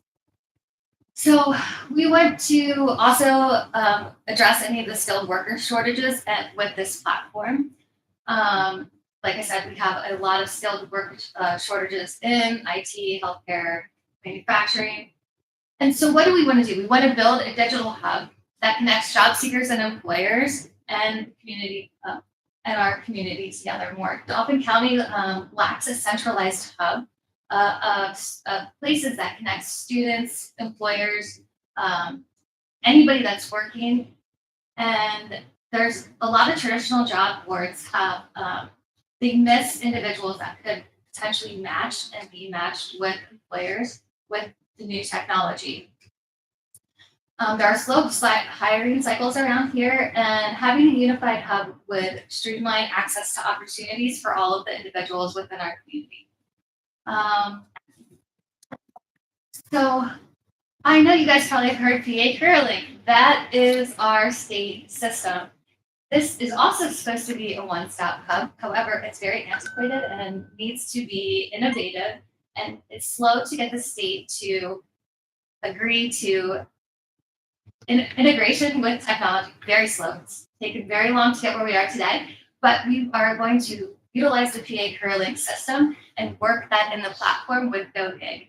So the system, as you guys, I'm not sure if you're aware, PA Curling, you have to have certain documents and certain eligibility things such as your social security number, or you have to be able to provide things that people are not always open to provide and get nervous about with technology. So with our system integrating into this, it will ensure that we're collaborating and working together, and then also streamlining all the employment and all the other potential job seekers to know that they can come to this platform. Outcomes of us to align with this platform and Dauphin County is we want to promote transparency and opportunity for all the residents within Dauphin County, support economic growth and small business competitiveness, strengthen our human services outcomes, because this is going to be a platform we're going to be able to connect people to and provide them opportunities. This is going to be so much helpful to our younger population, especially high school students before they leave. It's hard to get them registered onto PA Curling because they don't always know their social security number. We need to learn it. And we want to support graduates. What are some of the measurable impacts of the portal? I'll let Jameson talk about some of them. Yeah, so part of the reason we feel that this is really important to Dauphin County through some of the information that Stephanie just shared. As you can see, there are some really strong employers in Dauphin County. One of the things that we hear from employers specifically is that they have a hard time bridging that talent gap, right? Part of the reason that they have a hard time bridging the talent gap through the county workforce system is because, as you can see, the workforce system the way it's set up today is very fragmented, right? Meaning that it's very good for the dislocated worker, the displaced worker, but it doesn't take into account is all the other available talent that's in the market today, being the Alice population, the Illinois populations, and particularly the passive worker, the workers that do have the skills to come to the table, might be interested in an opportunity to move, upskill themselves, but they're just not aware of it. So what GAB does is actually builds a very modern digital architecture that becomes a central repository to connect all of those different populations to all of the employers in the state, thereby making a more comprehensive hub for all of them to engage. And then SCPA Works is able to then do some advertising to keep everybody engaged, help the community upskill themselves, and become more employable to various employers across. So the goal is to, within the first year, if you can go back to that slide, some of the goals based on the success that we've had within the first year, we'd like to engage about 2,500 community members, get them gainfully employed. We'd like to tie into the alumni and start getting the schools and students to be aware of the jobs that are available in the community and use that funding to build this architecture that I'm sharing.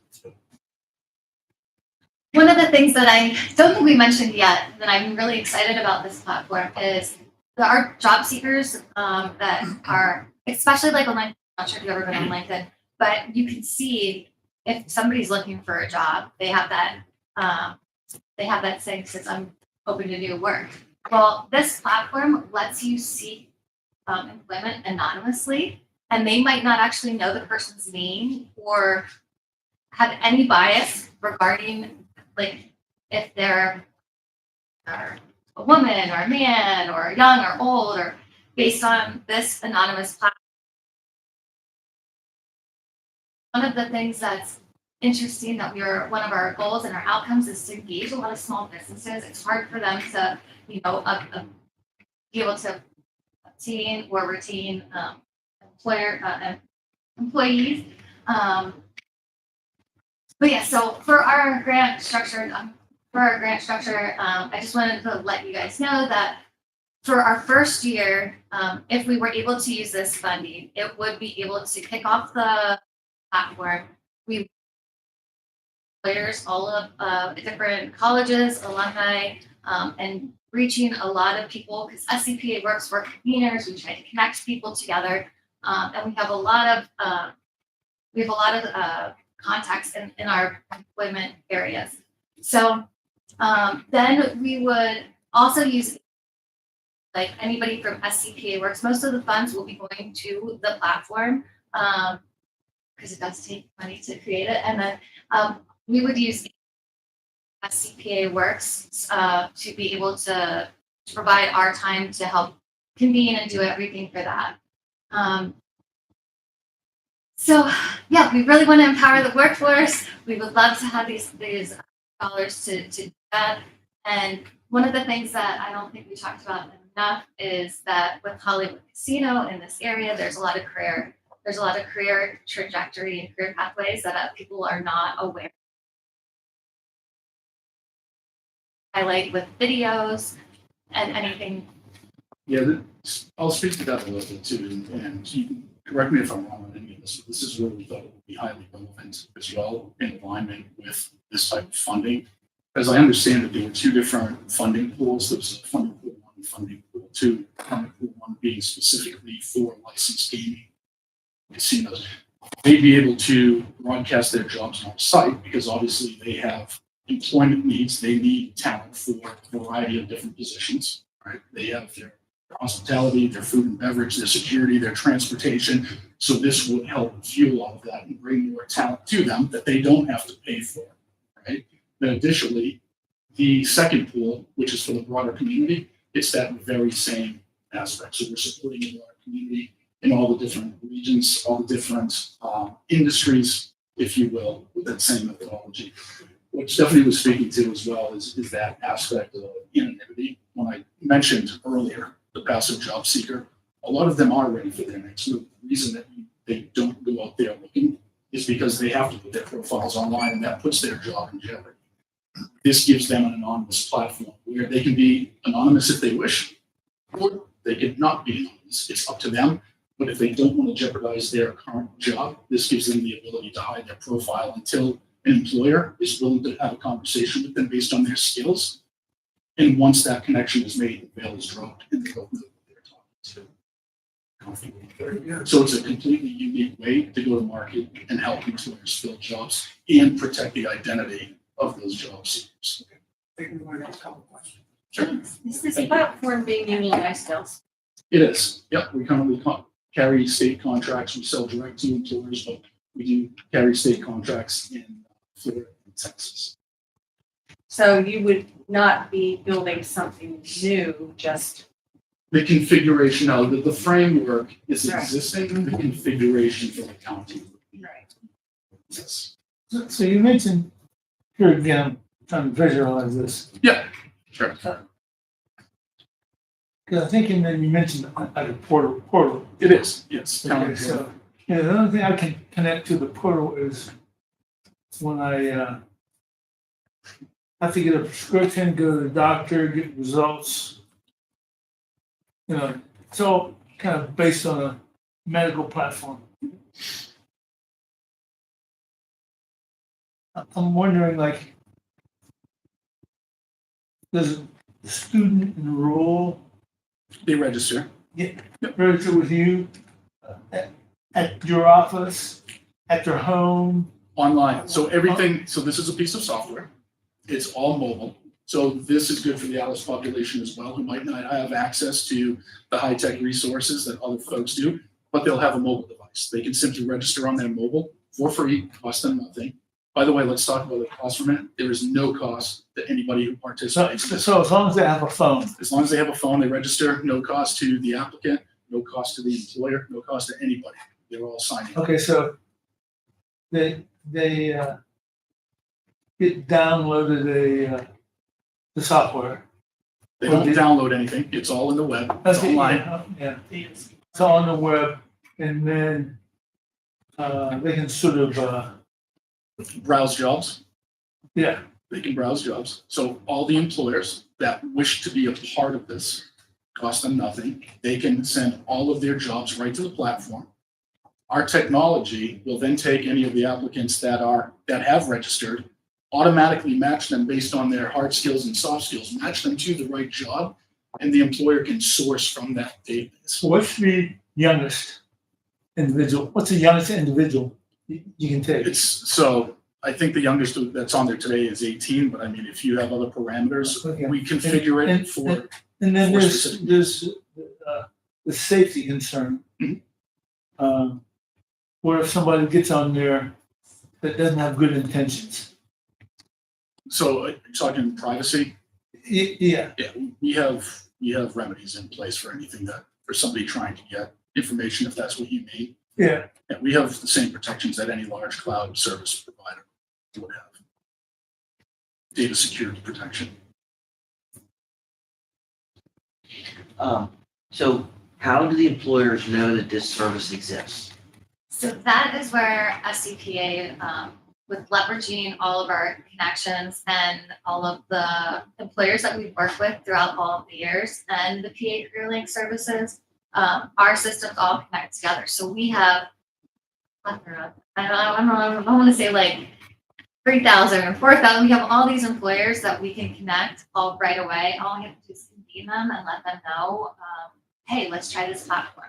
This could be, everybody's always looking to try to find ways to fill their talent, and this additional resource would be good. And you get a 2-for-1 deal, kind of like with PA Career Link and GoGetting. So And then conversely, how does the job seeker know that this service exists? that's where we're going to be doing the outreach as well. I wanted to talk about the 18-year-old age. It's my daughter's 16. She's trying to find a job. I feel like it could be for a little bit younger, but anyway. So I'm thinking going to high school is doing presentations. There's so many things that the community doesn't know about. So with the partnerships that we have, we can go into the Blake Steel. We can go into a whole bunch of different areas and talk to everybody, along with marketing on all of our social media platforms. Yes. So and- you would invest or be part of a social media platform, either Google based or driven, that you're gonna basically push the information to the user's device. Yes, and Based we're, upon all their demographic studies and their need, and it's gonna appear in their social media feeds, it's gonna. So I will say this, when you reference social media feeds, so the platform itself acts as a social media feed. So for anybody who registers, right? Let's imagine that we've identified, because this is part of the data that we'll be providing, if we've identified skills gaps within the community, saying between this group of employers, we have a massive skill gap. They'll be aware of that. SCPA works can then say, we need, whatever that skill is, we need to promote a course for that. That course can then be advertised on everybody's feed, or it could be segmented to a specific population based on their background to say, let's get this advertisement for this course out to that population. So say somebody's a job seeker and they get on their device, and now you've been able to, mine that information through services. So if a user's on their device searching for something, do you have the capability through your already existing platforms to then push to them, right? You have Yes, that. push notification. Push it up, yeah. Yes, we do. Okay. the other thing too that I wanted to let you know is there is some small additional dollars that SCPA Works could combine and utilize for advertising and just information sharing and marketing. So just planning Thank that you. as well. Thank you. Are you sort of partnering with Career Link, or are they partnering with you, or is there any kind of relationship there? We're not partnering with PA Career Link. Yeah. What we would do is ingest the jobs that are already coming through them, so we can expose that base, that population inside our network. They'd be exposed to those jobs as well. But I oversee all the PA career links and all the funds that go through there in this region. So any of the information, like we can share there, they can share with us, and that's how we can also get some of the employer. We wouldn't be displacing them. In fact, No. we'd be partners giving together. them more horsepower, if you. But they wouldn't be They wouldn't, be providing any funding. no, they're not at the time. Once we have data and we have something to go to the state, then we can potentially get funding and get it like, to go all over the state. The ultimate goal is a partnership between the county, Career Link, and CREDIC. The three of us would utilize this system. Okay. Other questions? No. Right? Thank you. Great, thank you very much. Thank you so much. Yeah, Very much appreciated. Really appreciate Thank it. you. And education. Have a wonderful. Thank you. Have a great holiday. Thank you very Thanks so much, much. everyone. Yeah. Kind of a peek into the future of how to do That's jobs. what we hope. Let's Have make a the great future day. now. Yeah. Goodbye, everyone. Hey, have a Take good care. day.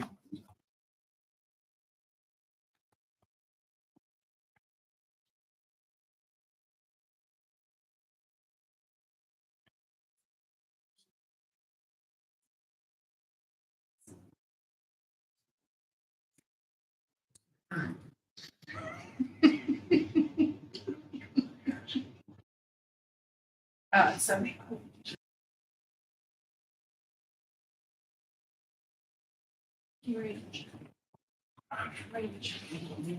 personal gift.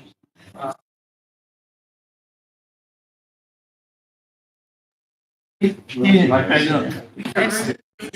We'll be fine. Give some of that stuff up on the-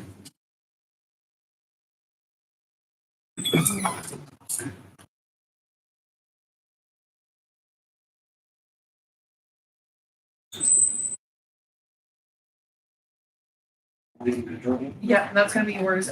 You're holding it the right way and the down arrow progresses. Give us 1 second.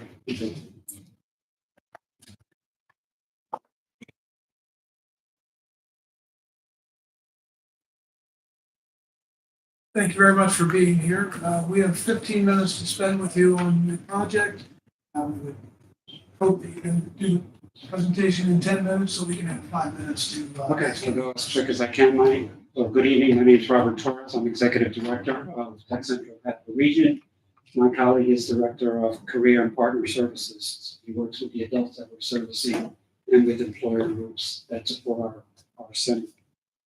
So just real quick, our center is based on a model that was created in Lancaster, Pennsylvania. They've had a center for over 10 years and actually have 2 centers.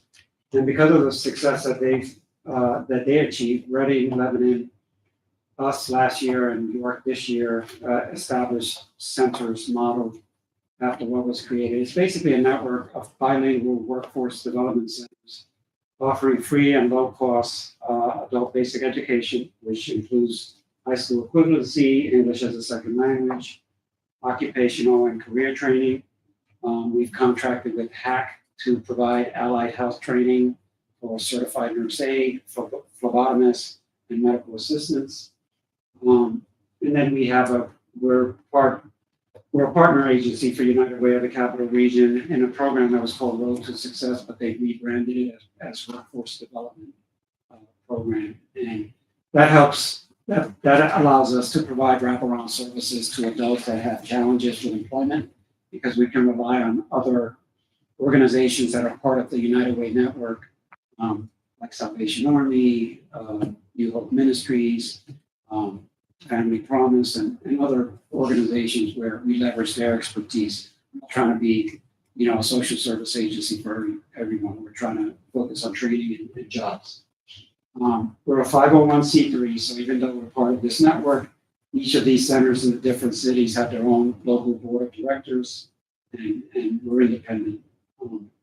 And we partner, as I mentioned, with HAC, United Way of the Capital Region, and Penn State Harrisburg provides computer literacy and employment readiness support to train our adults. So we began operating last November 2024. Many of our classes, as I mentioned, are free or offered at low cost to the students relative to our investment, which is we cover the cost of tuition and the instructors, and making sure that the classes are properly equipped so that it's a good learning environment and conducive to the services we're providing.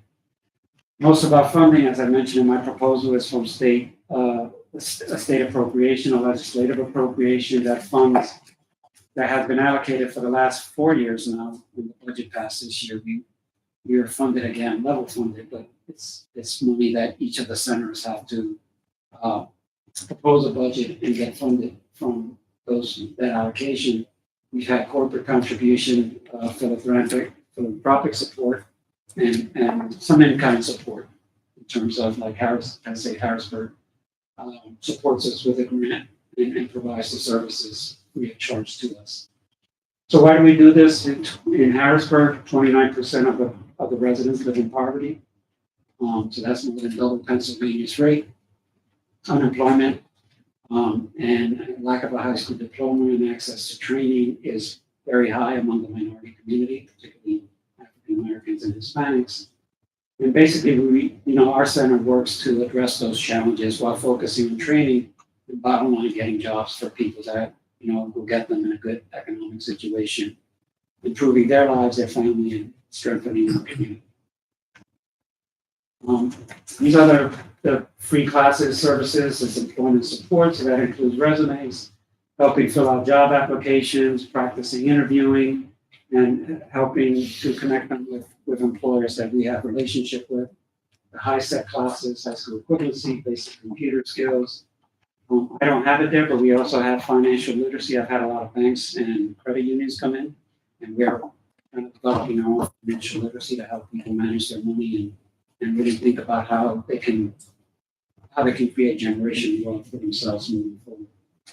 We mentioned the allied health professions, and then skilled trades is what the proposal's about. We want to expand into the skills trades. We've already started, we've completed the development of training spaces, and I provided a few pictures I'm going to show you. So basically what we envision is offering construction basics and safety course. That's kind of like a pre-apprentice course. I stopped calling it pre-apprentice because a lot of people have different interpretations of what that meant. So basically construction basics, safety. Construction math and blueprint reading. I've talked to a lot of private sector company, and they tell me that the math skills are pretty bad from high school students coming out of high school and even adults. Although we're only dealing with adults, but the industry has said there's a lot of weaknesses there. So we're trying to get ahead of that and offer kind of a pre-course in blueprint reading and construction math. And then facilities maintenance, HVAC and refrigeration, plumbing, electrical, mechanical are the main courses that we're going to offer. I've been in discussion with HAC because we're only 3 blocks away from their Midtown campus where they have like 42 welding stations. So I'm not going to recreate welding stations, but I want to have the classes in our center and then send them to HAC for the practical experience. So we're in discussion, so hopefully we'll offer that. Last week I got questions from the board asking me about our status. This is a facilities maintenance room. We built a little 8x16 structure. It's 2 rooms. It has metal studs, wood studs. So the intent there is to have people practicing how to wire, how to plumb a toilet. One side of you can't see it, but one side of the shed has a raised floor so they can practice. So as much as possible, this is going not to be just textbook or computers. It's hands-on, really learn and apply skills. This is our HVAC room. So again, facilities maintenance and HVAC are the 2 courses that we're pretty much ready to go as soon as we can get an instructor in there to help guide us. But, we've been slowly getting equipment in to make sure that the environment is appropriate. We have a few classrooms. These 2 classrooms are ready to go. There used to be an engineering and planning company. So the picture on the right is that counter space was there. So we decided to leverage it because that's where we could demonstrate tool safety and use it as a spare classroom. These are the other rooms. As you can see, they're not as well equipped. So these are the trades that we'll be using the funding for to get more equipment and have those classes ready to go. So why should this proposal be funded?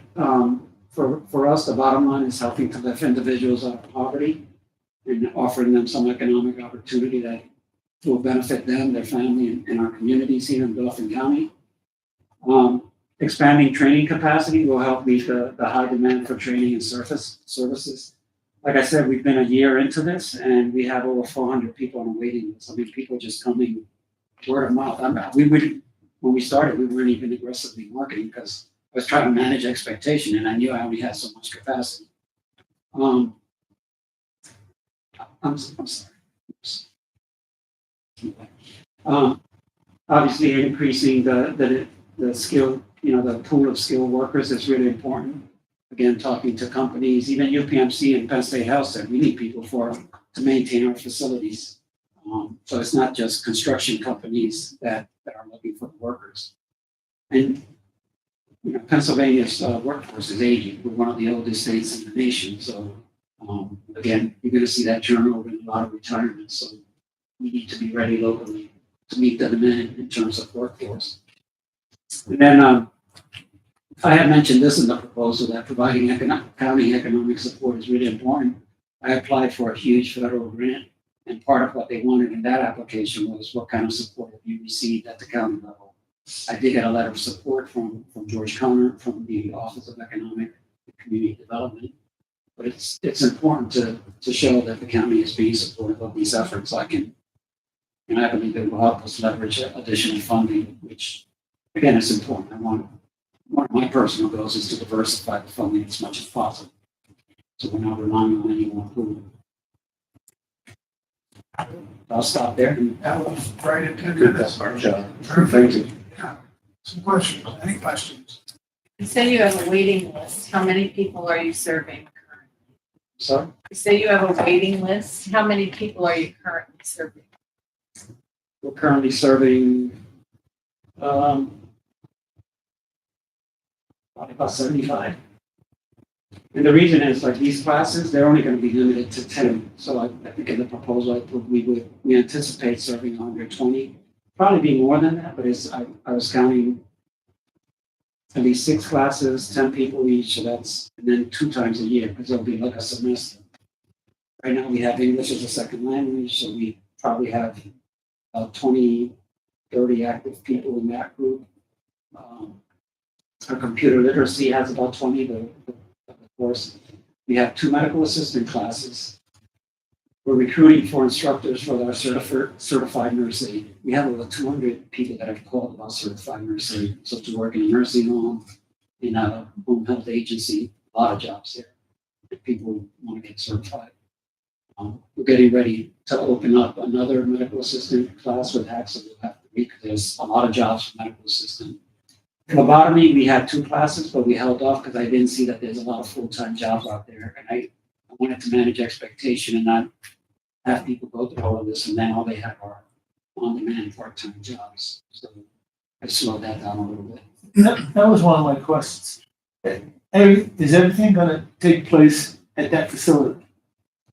Yes, with the exception of like welding, for example. If anybody who's talked to us about a partnership, I'm not gonna replicate what HAC has just 3 blocks away. They have 42 welding stations, so. Cause I was wondering, as I was reading, first I thought you were gonna be more into like some healthcare training, and then you sort of went in this other direction of talking about, Yeah. that- All the healthcare training is done at our facility. I have hospital beds, I have EKG machines, so everything's done. Like you saw those rooms where half the room is classroom and then this. how many floors do you have? It's a lab. We're at 2 floors so far. You're on 2 Yeah. floors. Yeah, because, the pictures you saw on the second floor, that just got constructed this summer. And this grant is for the mechanical trades. That's why Yes. you're showing us just the mechanical trade part. Correct. So this grant pertains to your venture to now implement mechanical trades training, Yes. which is a huge demand. I mean, Yeah. they can't fill those trades. They can't find them. They don't, Yeah. the employee, the skilled trades people don't exist. So I can see why you have such a huge wait.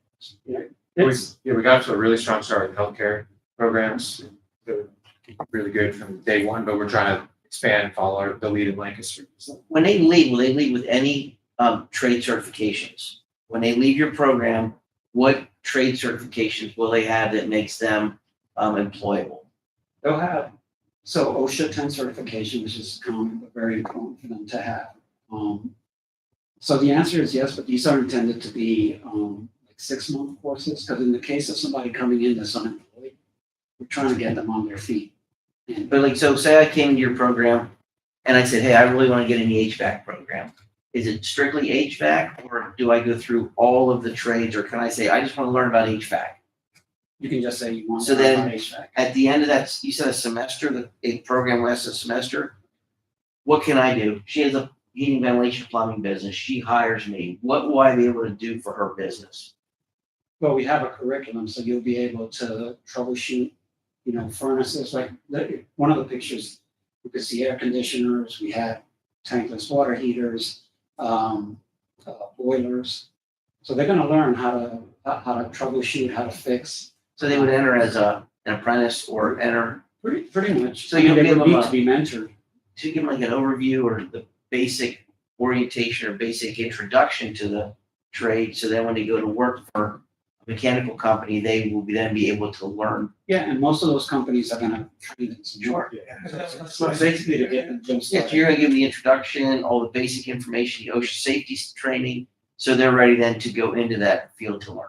Well, I would just add, just quickly, the fundamental skills in math and reading as well, because the employers that we've discussed partnering with, they said, look, we have a lot of people that want to work hard, they just don't have the fundamentals, Yeah. they're not all the hammer, so. Yeah. Get all the That's basics out of the fantastic. way, fundamental skills, so, build a solid foundation for a long. Absolutely, it's a great jumpstart, you know? So, Find so that where sweet does spot. your funding come from?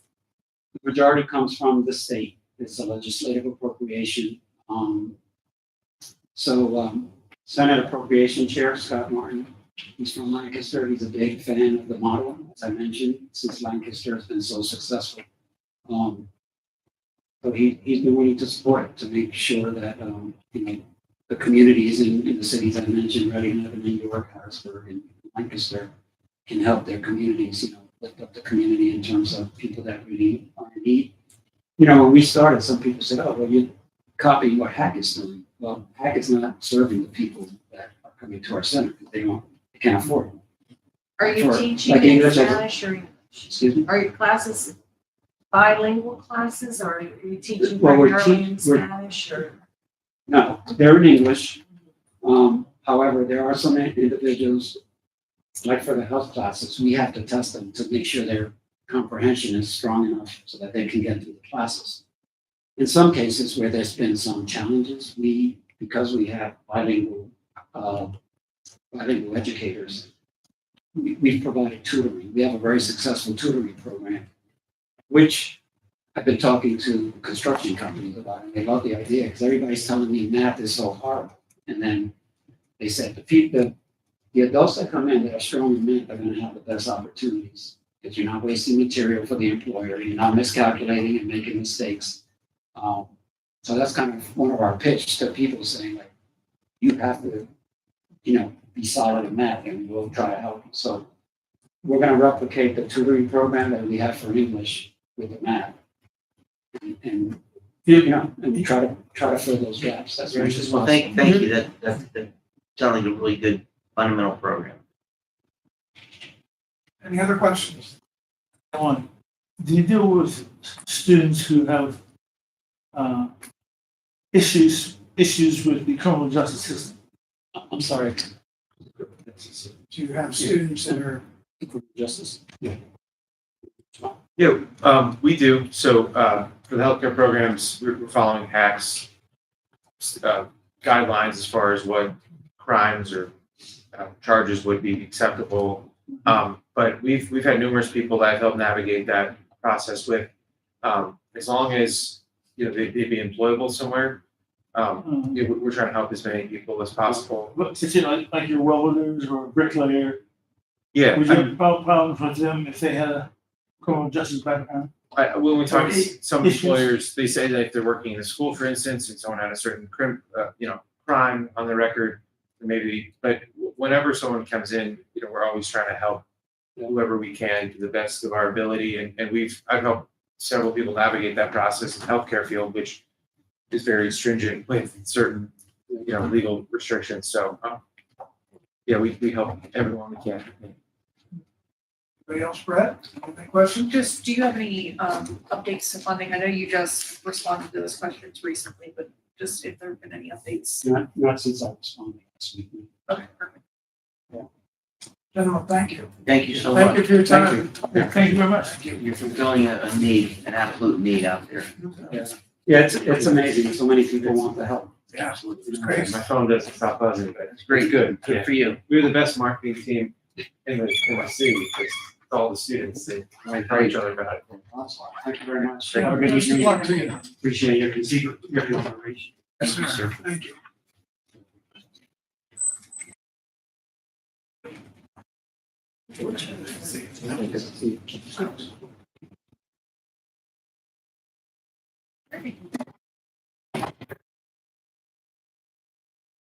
I'm not sure. Yeah.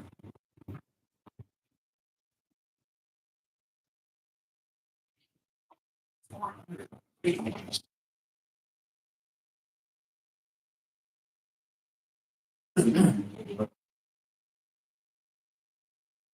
evening. Hey. Good evening. City. Yes, Yeah. sir. Yes, sir. Fine, Thank thank you. you.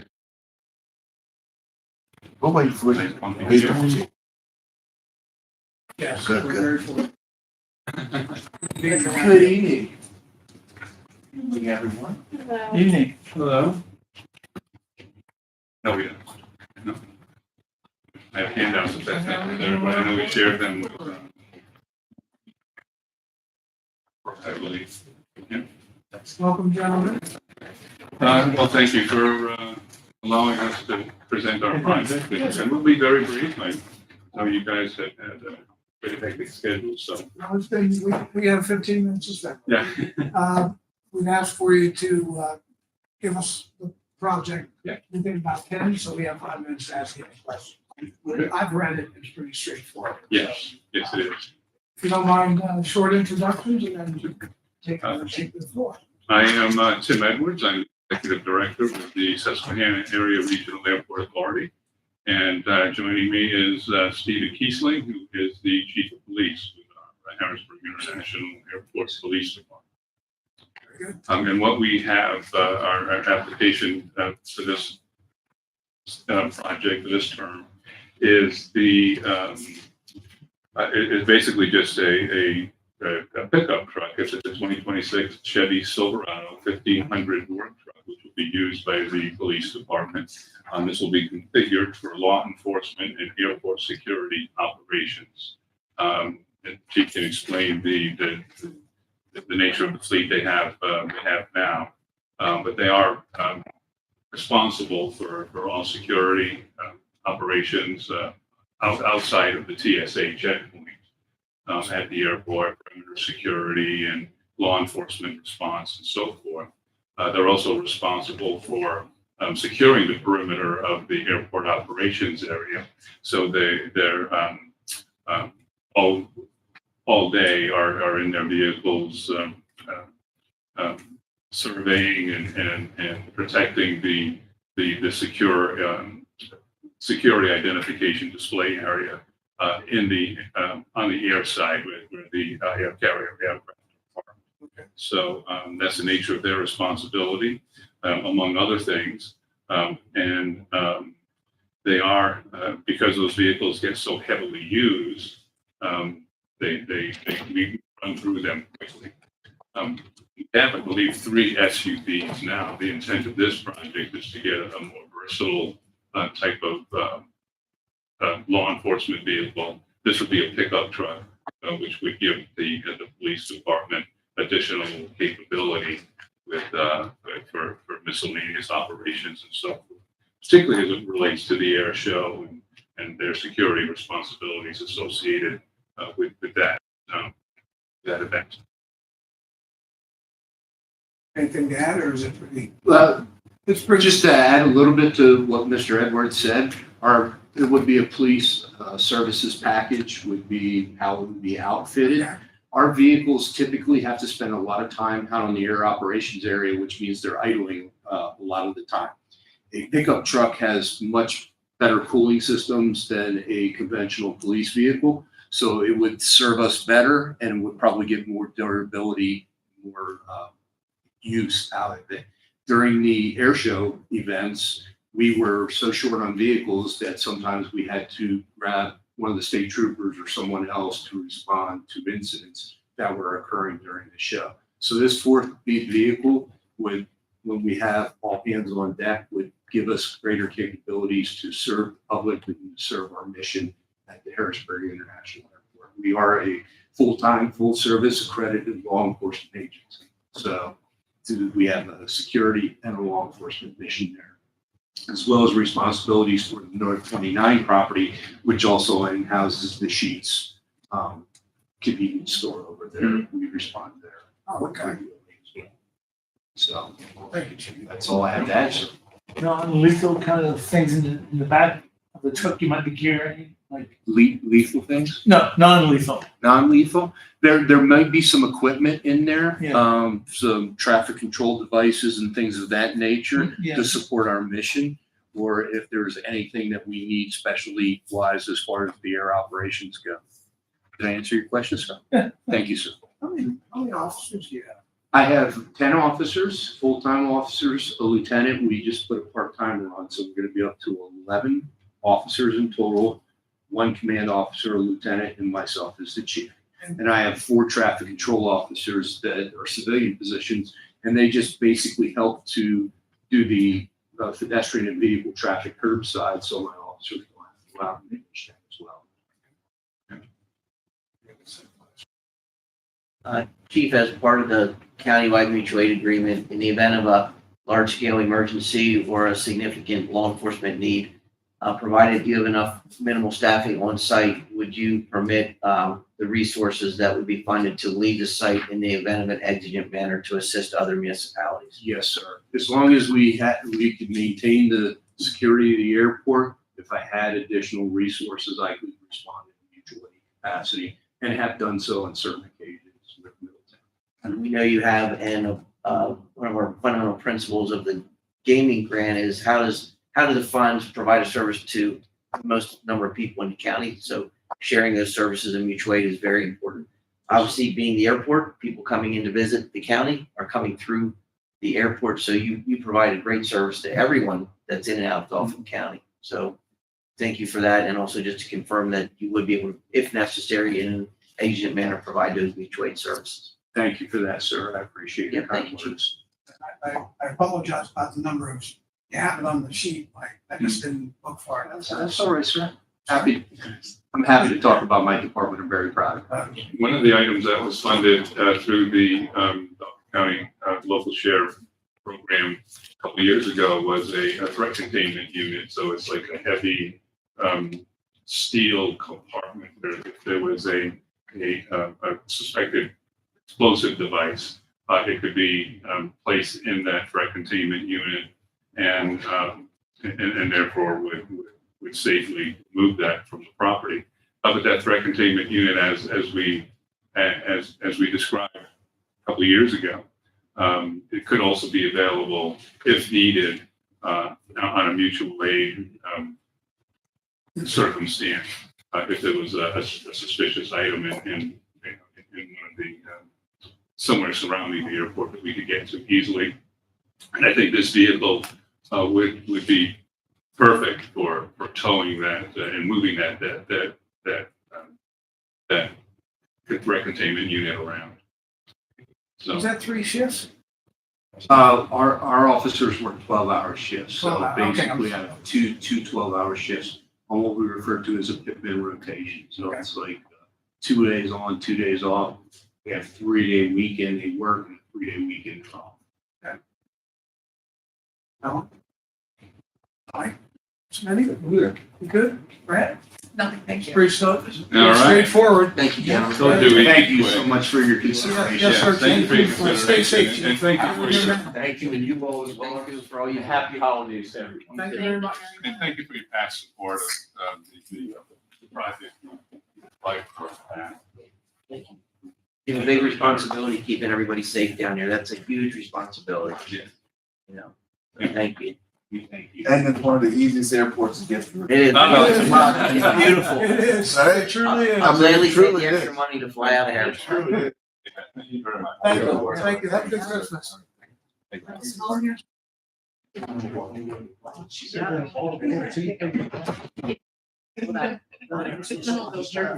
I'm with you, man.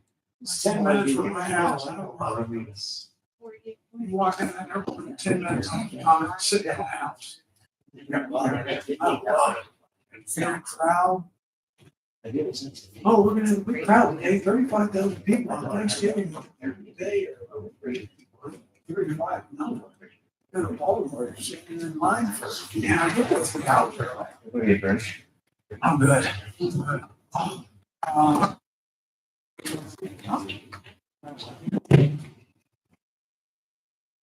False installation.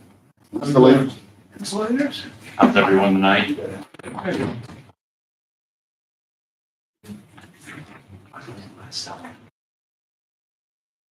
We agree to. Can I? Let's go. How you doing, boss? Good, yourself? Living the dream, man. Living the dream. Here you go. We all. We're gonna stuff up on the. I was gonna say, you saved the best for last. I think there's one more after us. Well, we're not sure if it's the best for last. The jury's still out.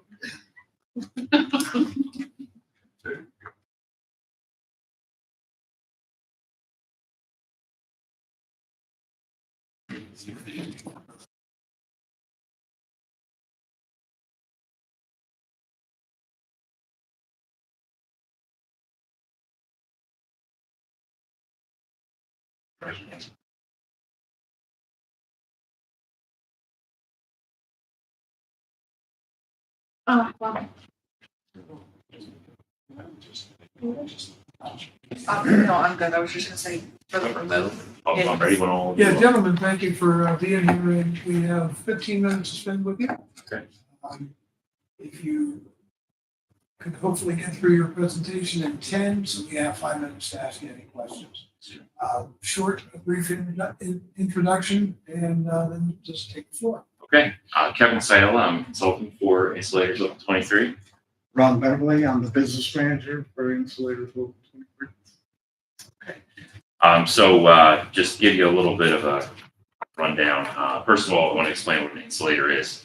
It's a professional insulator is a skilled tradesperson who installs, removes, and replaces materials used to control temperatures, reduce noises, and ensure energy efficiency in buildings and mechanical systems. Formerly, they are known as asbestos workers. That's maybe back in the 60s and 70s, that's what they were called. But as asbestos got phased out and insulation materials and other things got replaced with that, replaced asbestos because it's a hazardous material. They do abatement of asbestos. So they take the asbestos out of buildings and replace it with safer materials. So they train people in Granville on how to do this. A local organization, been around since 1963, 62 years. Men and women in the construction field of mechanical insulation and asbestos remediation, and mold remediation is another thing that they do. Currently, they have 180 members. 38 apprentices are enrolled in a 4-year course, a 4-year program. They teach 24 courses every year at their facility in Granville.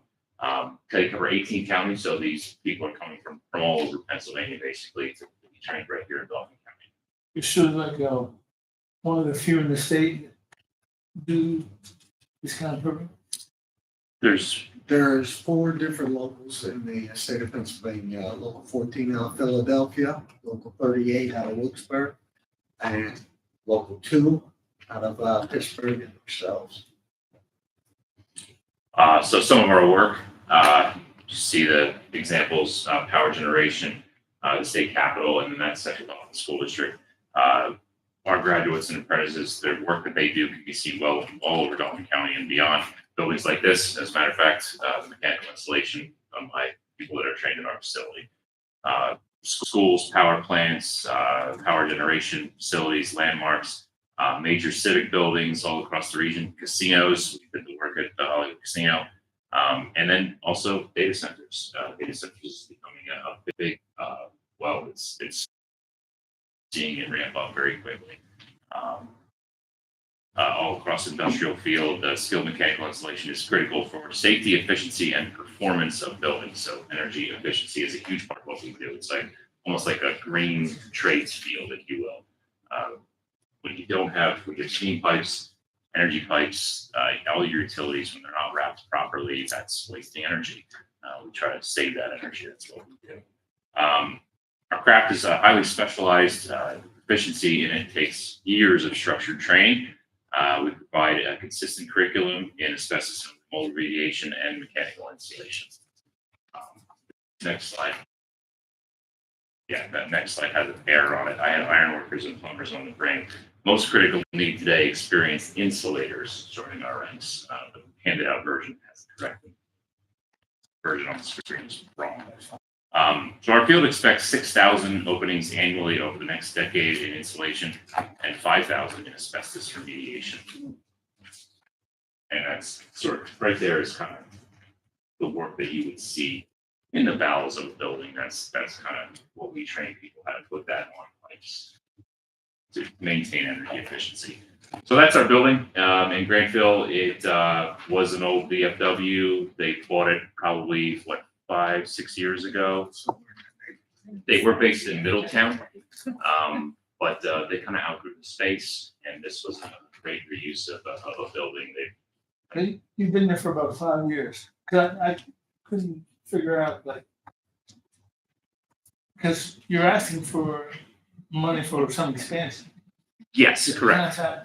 Didn't they just move in there not too long ago? Yeah. I live kind of like in the area. Yep, So you're from I- East Hanover Township. I go by your place probably like every day. Stop in anytime you Let us know if you want a tour. Huh? We have the coolest mailbox, I think. Yes, I was gonna say, that funky mailbox thing catches anybody's eye. Well, that's the mechanical installation. That's what that is. Okay.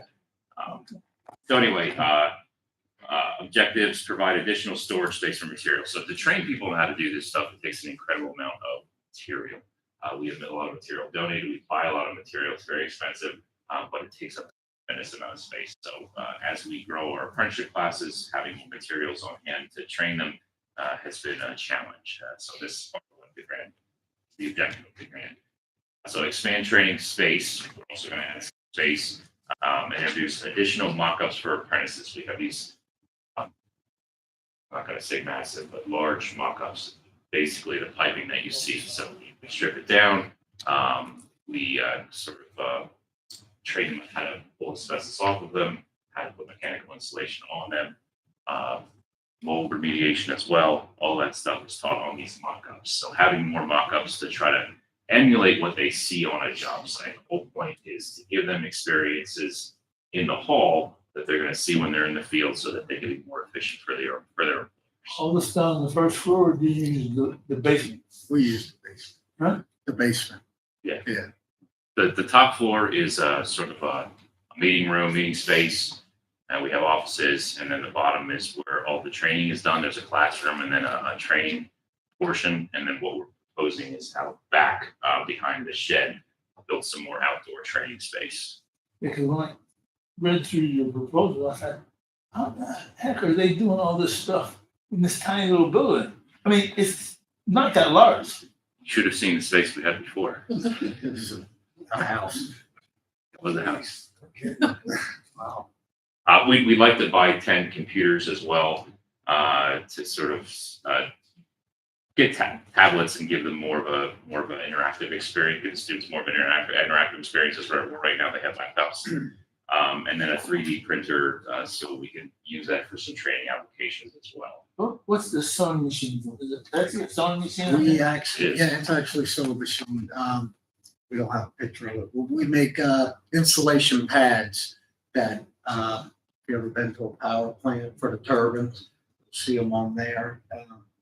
You can also do pipe covering in it, vessels. It's an insulation that has a canvas sewn around the insulation. So you kind of custom-made. Yes. Customize. Yes. Stuff fit what you're working on. Yes, that way, maintenance people at plants don't have to call you. If there's a leak, they can take it off themselves and hopefully put it back right themselves. Just save them money too, from not having to get a contractor to come in for a little job. Now you said you have how many students? 38. 38. Now they're not all there at the same time. They come in phases, and there's different levels too, because we have a 4-year apprenticeship program. So one night will be the first year apprentices, next night will be the second year apprentices, and so on and so forth. What's your percentage of dropouts? Because 4 years. Good question. It's a long time. Now, keep in mind, these 4 years that they're there, they're getting paid while they're there. So it's a job. So it's not like a trade school where you go and you pay a tuition. They come to the apprenticeship program. They get enrolled in it. They get paid as they get through. They get a job with a contractor. So they'll be at work during the day and spend maybe a night at the school, or they might spend a day at the school and then work 4 days. It varies. So they're working for people like GR Novel.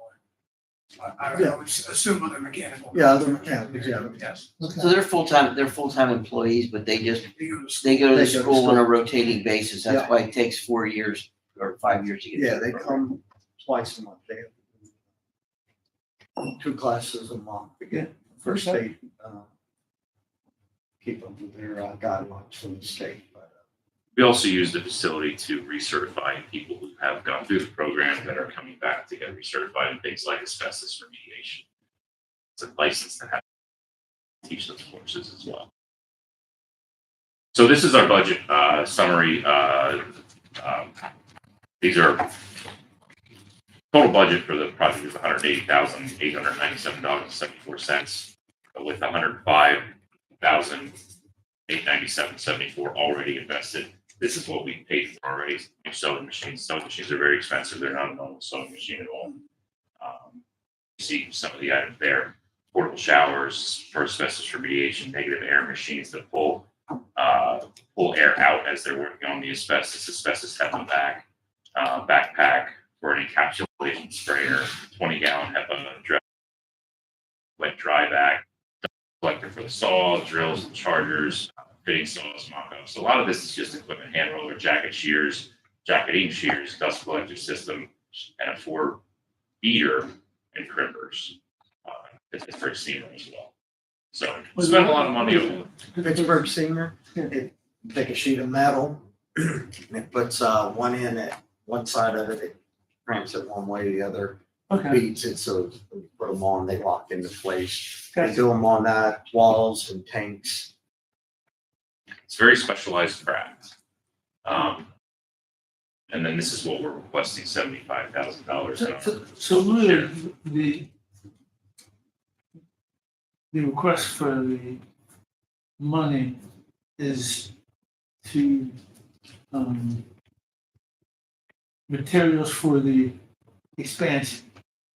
So the request for the money is on this page right here, this grant request application page. We're asking for new tablets, 10 new tablets, 2 40-foot shipping containers, and then the site work as well for that shipping container shelter. So the 2 will be a site next to each other, and then we're going to have a canopy that goes over top of it. That'll be the outdoor training center or training space that we talked about. 3D printer material for the new mock-ups, and then labor to create the new mock-ups. Now, we've been asking you questions during your presentation, just a few. If you had to prioritize on that next to the last page, what would you, give us a 1, 2, 3? 1, 2, 3, mock-ups would be number 1. Then of course you gotta have the labor for the mock-ups, so that would definitely be 2. 3 would probably be the shipping containers for storage. You're familiar with the property? Yeah. So you know we have a garage there. Behind the garage is where I want to put the shipping containers. The shipping containers will alleviate the storage that we have in the training center. So we pull that material out, put it in shipping containers, and then we can kind of have more space to train. Will help us. Good, Tim? I'm great, thank you. Smitty, anything else, Brett? Nope, I was just gonna ask about priority. Yeah, your guys are ladies, we get into some crazy places, and I get to go out on a lot of construction sites. You know, what your guys and ladies do, there's some tight spots to get into now, so. Are you there all the time, or one of you there all the time? I am there all, more than that like. Yes, I'm Maybe there. one of these days I'll stop in. Absolutely, just come right in. I've always been curious how you get your numbers, if you don't mind me. It's off the subject, but you say local 2, is it? Oh, I see what you're asking. Just curious on. I thought you meant budget. No, I'm sorry, the local. Yeah. Just if you can. I'm like, is that- the local numbers, essentially, yes. Okay. We're 23, we weren't always 23, we were merged from York, who was, I believe, 57, and Allentown back in the day, and they were 60 something. They merged, came up with number 23. Okay, I didn't know if that, I've always wondered that. I've asked that question before. Very good. Yeah. Well, thank you. We're really happy to be here and appreciate the opportunity to come before you. So grateful for your consideration. Yes, and your sir. time. Thank you. Thank you Not for by your any time, presentation. sir. Any more questions? Yes, sir. Yeah, I think it's pretty straightforward. Thank you. All right. Thanks Have for a nice watching. Christmas. Nice seeing you. You too. Thank you. Thank you outside.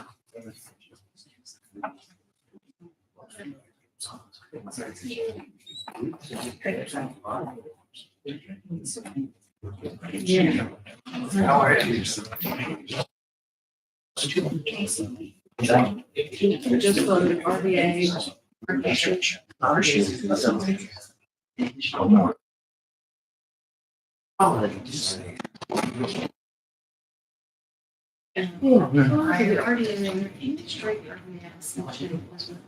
the Tennessee initiative.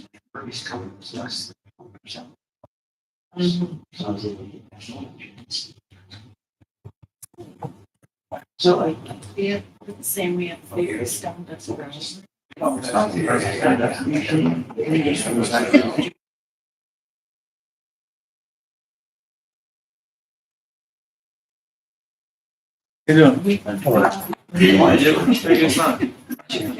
You need us to call it? It's gonna be my call. Problem, let me know. All right. Mr. Chairman, this is our redevelopment authority with Penn State Harrisburg. We're partnering with them on this project. We'll start with the Chancellor. Chancellor, give us a minute to bring it up.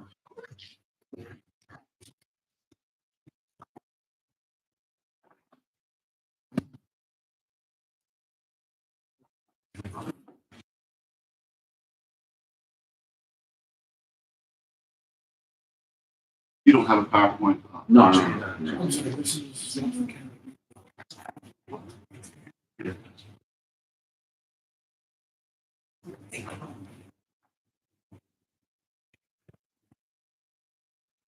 Everybody good? We're good. Welcome for being here. We have 15 minutes to spend with you on your project. If you'd like to stop at about 10 minutes in case we have any questions for Jim, so if you don't mind, please. Short introduction and take the floor. David Cahill, I'm the Chancellor of Penn State Harrisburg. Todd Camp, I'm the Chief Operating Officer at Penn State Harrisburg. And though this is our continued partnership with the Redevelopment Authority of Dauphin County, and part of our idea and thought behind this project was to build out kind of the research enterprise here in terms of job creation around medical technology. And so last year we worked through, which we're actually starting to build it now, a medical manufacturing prototyping lab. It's the only one outside of Pittsburgh and Philadelphia. It's just a partnership between us and the College of Medicine and the Redevelopment Authority to bring jobs to this region around that area of smart medical technologies. Along with that, for several years, we've been trying to partner and work a lot with not only Stilton, but across the entire county to really focus on our smart home research initiative, which at its core is heavily invested in aging in place. And so one of the wonderful things was trying to build a smart home that would both be used by medical professionals who are working and teaching in both post-stroke recovery and aging in place, with technology companies that can then develop technologies for aging in place, along with our autism clinic, as more and more of the healthcare, mental health care, autism care also goes into the home with assistive technology, having a place that could do that.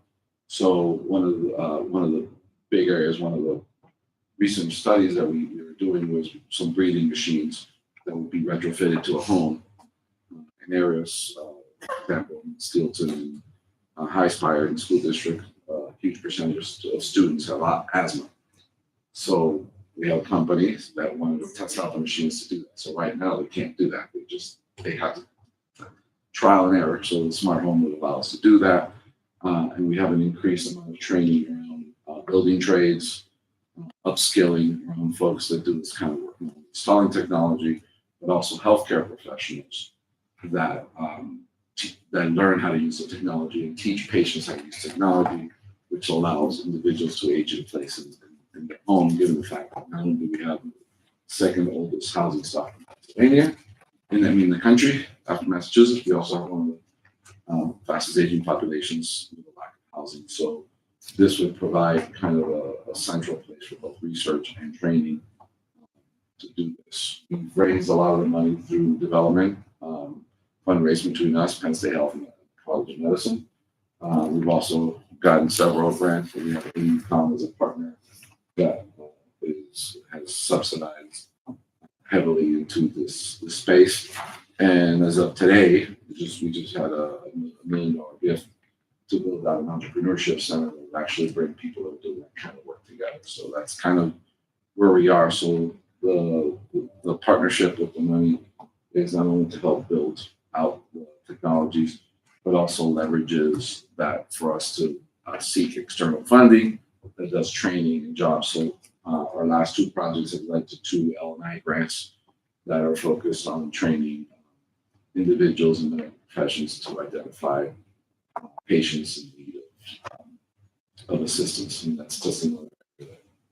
So it's not just construction directly or direct jobs, but it's also using the facilities to then increase training. So one of our partners is Tech Central, which you guys heard from earlier today. So we're actually taking some of the stuff we're doing and helping them develop it in their space as well. Yeah. Fast presentations. Anything to add or?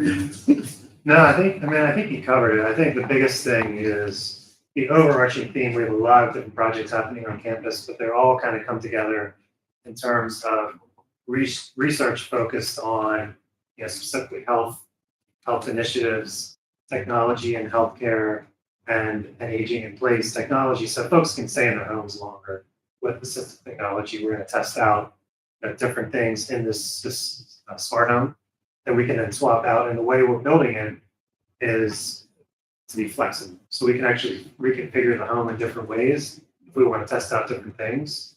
But ultimately, it's about taking those learnings and applying them in the real world, and then turning them over to entrepreneurs in our entrepreneurship center to bring them to life, and actually bring them to work. There's an interesting piece on another corner of our campus. So on one end of our campus, we also have the State Data Center. And we just launched this year the PA Latino Data Research Center. We also have the GIS that does a lot of research in space. We're actually working with the Capital Regional Economic Development Corporation for the report card. This is one of the large areas. We also partner with the Center for Medical Innovation at College of Med and the Life Sciences Institute in Ben Franklin, which also sits with us, to rebuild out kind of this central medical health manufacturing kind of job creation space. Because right now in Pennsylvania it exists in 2 posts, right? So and this was something that was attempted, I think, in 2018 as well. And one of the other big projects we have, which is in partnership with CREDA, is we're building a one-stop speech language pathology and autism clinic. It's the only one outside. It'll be the only one out in the state in this region. And the reason that this took on a new life is that more and more, as my oldest daughter is autistic, so I understand the space. Assistive technology is becoming more and more essential as children with autism become adults and age, and a lot of the work that they can do, right, that allows internal living, occurs in the home through technology that is placed so they can manufacture and do work. And so one of the big research areas that is being really sought is adaptive technology use in the home. That's the biggest gap. Is I can teach you how to use it, but then when I send you home with it, and we're seeing this in the medical system. So our smart home really started as a project for aging in place, and it's taken on this whole new meaning where we have researchers that are seeing it as a great place to relearn how to live for post-stroke patients. Our nurses were talking about it. Our recovery specialists, we have a Poly Center for Addiction, which we have 2 statewide grants, and they're talking about reintroducing individuals into the home. And so things like monitoring and kind of are part of this. And so you could actually use technology in the smart home. That's why originally we're going to build it to be like a traditional house, but with our architect, we're actually working where everything just flips it. You can turn the kitchen around, you can put modular walls so it looks, and since it's built inside a lab, we don't have to worry about roofs and weather and deteriorating, and we can just kind of build it out. So all those other things you just spoke about, those are all happening over on your campus. Exactly, That yeah, is much more. it's driving us, everybody's driving crazy with parking and construction, favorite Where topic. is the campus? I missed that part. Oh, The physical, right, Middletown, so. Penn State about- Middletown. Yeah. No, Penn State Harrisburg, that's all about. In Middletown, right? Right across from the airport, right across from the airport. Okay. And that's where this would go. That's where we're at, yeah, that's where our campus is, this is all in. So, but the smart home's not built yet. No, No, we're it's building it. designed, but we're building it inside one of our labs. A little bit bigger than this room, I think twice the size. It's about 2,000 square feet, right? The lab's already there. Yeah, Lab's there. and we have the architect, it's drawings, and we have development money, we raised money for it, and we also have some grant money that we're building. So part of this money is really for a lot of the things that both federal, state, and development doesn't cover, and so part of it is to really labor, I guess, some things that we just can't. There's details we can't cover. And then the other idea is that our partners, a lot of our partners are actually small companies that have some of this technology that need a place to test it in. So we also have the center here in Harrisburg, the Center for Signal Processing. This region is the home of signal processing, and with AI and the growth in AI, signal processing has once again become really important. So battery life and that technology that runs some of these devices in the home. We have a research center for it that for years has we partnered with Phoenix Contact, which is right across from the campus. We also have the only AI undergrad, master's, and doctorate in this region. So PhD computing, engineering. So all this stuff is tied together. And we just learned after Hack, we're the largest producer of health professionals. So it's all tied together. We also have a program with Penn State Health to increase the number of certified medical assistants and certified nursing assistants, because a lot of this work is now being shifted out of the physical location into the so home health care. So just let me break this down. So the lab that you're building. Yeah. It's gonna be somewhere where someone designs something, a device, and then it will be tested there. Essentially, we're building a home inside a building, but without a roof. and- Right. But everything else But is you're gonna test Test, that train, people yeah. invent and create different monitoring there. technologies, bed, And then sensors you for have the beds. resources that, this device really helps out with X, Y, Z, and then you give it to an entrepreneur who will mass create. We have entrepreneurs that come. We also have, for example, doctors that want to come and train, or OTs, right, occupational therapists and PTs, who want to train in how to transition an individual from the hospital post-op to. That's where the post-stroke recovery, which is much more common. The age in place and post-surgery is how do you then train people how to use it. So your program budget is for the analysis and studies, $100,000, and then $50,000 for grant preparation. Is that like, did you use that, or for the RCAD grant, did you have to, you have an RCAD grant? For the autism clinic, that's separate, Right. yeah. So it's separate. Yeah, this is being funded. We have money from AECOM. Right. Funds on the construction. We have our own money that is funding the construction, and then we have some other grant money that's covered. Majority of this is, we're paying for the majority of this. And it's already underway. Yes. You've talked about the aging population. Talked about rethinking how people live. Have you thought much about the homeless? Actually, we had a conversation, we have our AI faculty are working on a project. We're actually working with Lancaster County on this. Penn State is working on printable homes, 3D printed homes, which reduces the cost greatly. And one of the big populations is unhoused individuals in that space. It's separate from this, but we actually have a group that's looking at through some of this. And so these are all tied together. So the goal would be for this. We literally had a conversation about this last week. I wasn't spying on you. No, this is kind of cool. So it's printable homes. One of the biggest things with printable homes is there are very few places that, and the cost is really high to transport. So the idea is trying to rethink it and how you can print it in a location. So build a home that is livable. And so part of our artificial intelligence faculty who are doing this because they use a lot of visualization, machine learning, are things like they put an RFD tag on you to see how you move around. And so build and design the home around you. So that's the important piece of our smart home is tagging how people move around in their house and how you reach for things and grab, stuff that for us, it's like, I never thought about it, but once you live with someone and the first time you realize that both of you put your plates in different places, and then you have to have that conversation like, hey, the plate should go on the left side of the drawer, not the right side of the drawer. You start to realize how much action we have in the way we live in the house. And so the more data we can collect on how people build allows us to build even, if you think about surgery, the way you lift your arm, the way you build cabinets, the way technology interacts with your watch, for example, if you're measuring vitals with your watch, how does that interact with sensors in the home? Falls, which are a big deal for as population age. And one of the things that you find in the research is that, remember how sometimes homes have those bells that the loud finds out that actually has that's a worse thing. So sensors and checking falls and places like that. So these are the kind of things. Chancellor, I know we got off Yeah, subject yeah. because of the information you were giving us opened up some curiosity, personal curiosity. I didn't realize all that was going on. It's a big deal here, yeah. It's crazy.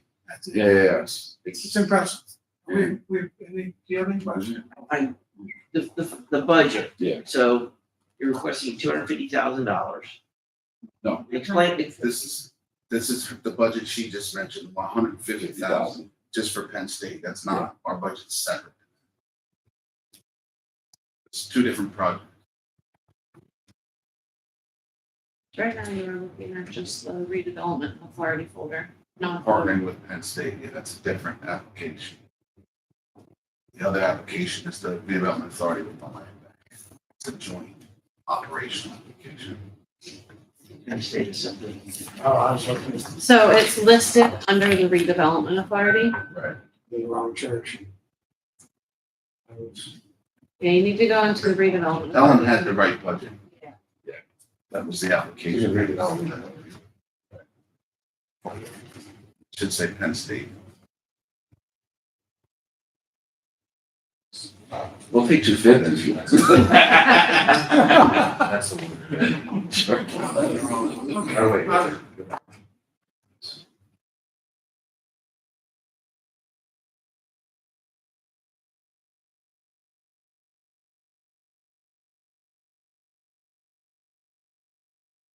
I was reading the wrong one. Yeah. Yeah. Right number is I was wrong. on the same, Right. we were in the same area, yeah.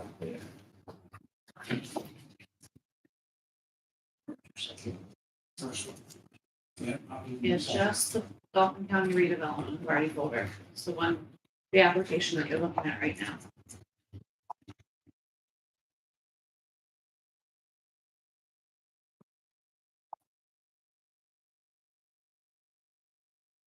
Yeah, autism, that's interesting.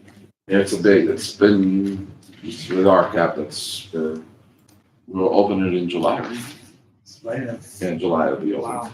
Yeah, full clinic will be open, speech language on one side and full autism on the other side. What kind of works over this is. Crazy. Yeah, Crazy. Big need. It's a big need in the region. I think this is tight. This was another one. The cool thing about all these is they've all emerged from the region, not necessarily us, and so we've been a good conduit to build it out. So the autism clinic, the medical manufacturing lab, which last year was funded, and that's under construction right now, with machines sitting there. And then this one will be, so if you think about it as a river running through the three of them, it's really tied to kind of the whole length of life, from birth to the end, and how you can generate jobs. From a larger point of view is how do we build out in this area kind of a technology-based medical infrastructure between us, College of Medicine, Penn State, and Penn State Health, that is larger. And from us, the lesson we learned is higher ed, right? College degrees, many of the jobs, and so we expanded or continuing in that area. Certified medical assistant, medical search technology, and so these are the kind of things that also apply to this.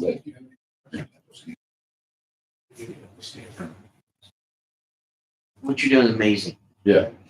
How does the grant money benefit the 280,000 residents of Dauphin County? How does that grant money provide benefit to them? I understand the research and the medical community. How does it provide a direct impact or direct benefit to the residents of Dauphin County? So we can start with the job creation piece of it. It's also that's one of our bigger ones, because there is really a need for training of individuals who are in this. So if you look at the certified nursing assistants, right? Huge shortage of that. And so what we do with the center, we use it to train those individuals in a kind of a fast way. The construction piece is another one, because it does bring jobs around us. Right now, we have something like 20 or 30 small companies that are tied in the space that are generating jobs in the region. In fact, that's one of the partnerships with the airport is we actually work with them, because the flight routes are really great, because our investors can fly into Harrisburg, come across the street to campus, have the meeting, and then do that. And so that's one of our goals, is to really build in the space, kind of the spin-off. And so we're actually investing also in the KIZ, kind of rethinking the Keystone Innovation Zone, is how do we get these companies that are between year 0 and year 8 to be able to build on campus, utilize our expertise, right? Because they need engineers, they need business plans. And so that's the other piece, is bringing in this number of businesses to campus. So our location alone, I think last year our study was about $310 million economic impact to the region. And then just our international students alone, we're the 9th largest enroller of international students in the state university park, number 1. We're number 9. They generate about $40 million a year. We have about 600 students. So 80% of our grads. So we import. Our incoming class is 52% out of state and international. Our grads, 80% stay within the region after 10 years of graduation. We are the largest producer of tech jobs, advanced tech degrees in this whole region, by far. And so that's from that space.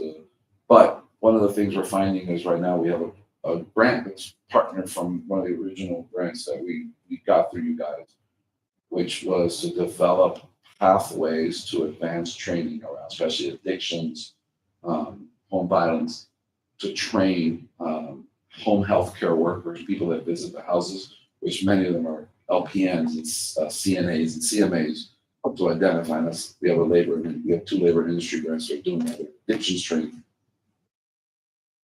Things we do is, as we build this out, we then try to generate what we're learning into other grants to then train and increase the number of workers in the region. So it's kind of it's a tiered approach, really kind of an integrated economic development approach. And I think that's what the partnership is so good with the development program, is that we're able to leverage it to kind of increase that. What are the nursing assistants trained through the Smart Home Research Initiative? Yeah, we train. That's our goal ultimately when we're building that right now. But right now we're training them. So we do right now the addictions training for the state in there. So our goal would be to start using that space. We're also the largest generator after a 4-year degree nursing. We do about 100 nurses a year. So we also train nurses in there. We also are clinical. We also graduate about 40 or 50 clinical psychologists a year, and about 30 or 40 ABA, so behavioral specialists a year. We're also going to be training there at the undergraduate level, exercise science as well. Civil engineers, one of our largest programs is civil engineering and construction specifically. In fact, most of the construction companies are our graduates around here. So as construction is starting to change, in fact, we're doing a cluster hire for faculty focused on technology and artificial intelligence in construction, because that's kind of, so we're more and more companies retraining of companies. So one of the other areas, one of the areas is things I'm learning. I'm a social scientist, so this is all new to me, but it's exciting. But one of the words that I've been taught is resilient construction. So it's not only our habits change, climate and things change, structures as being living things by change, right? Weather and the way we live, right? The way we use spaces. And so that's a big spaces. That's why when we first dreamed of this, we thought of it as a solid house outside and you do research it. But as we started talking more, we said, no, we want something that we could just, like this thing is hard to do. You can just move walls and. It makes sense. Yeah. Part of it also is our goal is to tag people in the houses. Like you guys will give you a little RFID and see how you function, follow you around, and follow your patterns, which then allows you to also build this. Very good, thank you. Yeah. Very good. Thank you. Yeah. Thank you very much. Thank you guys for this. This is a great opportunity for partnerships. Yeah. Thank you, sir. You get more graduates like George. Thanks for your time, gentlemen. Thanks, guys. Thank you for your time. Yes, thank you.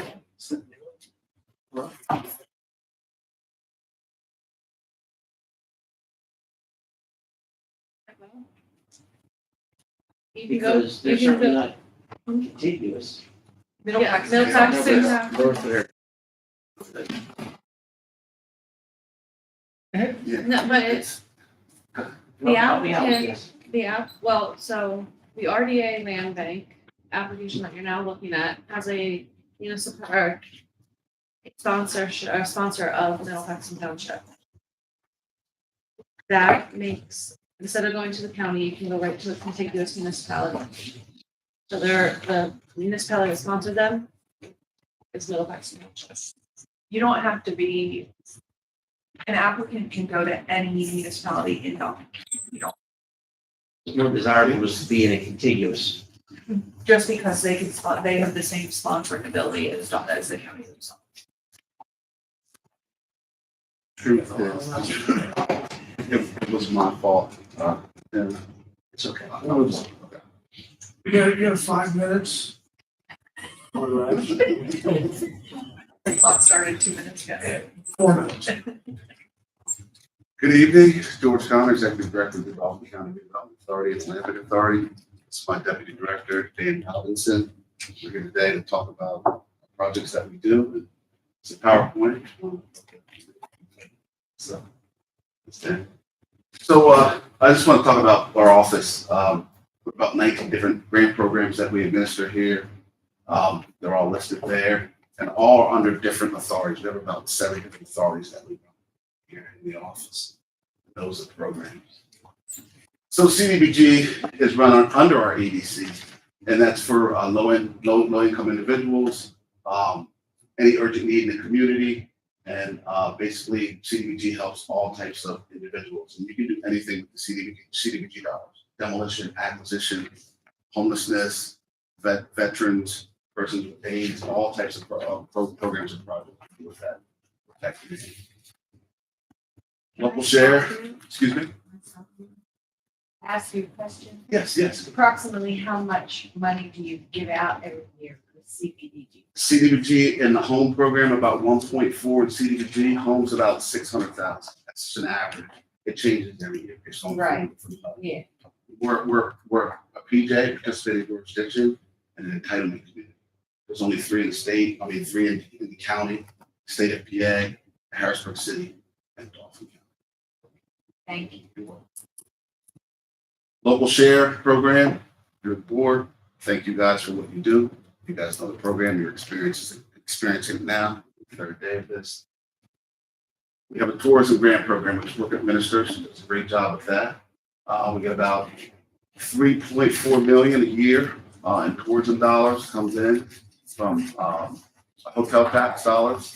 And We allocate those dollars out to different entities to draw in tourism in Dauphin County.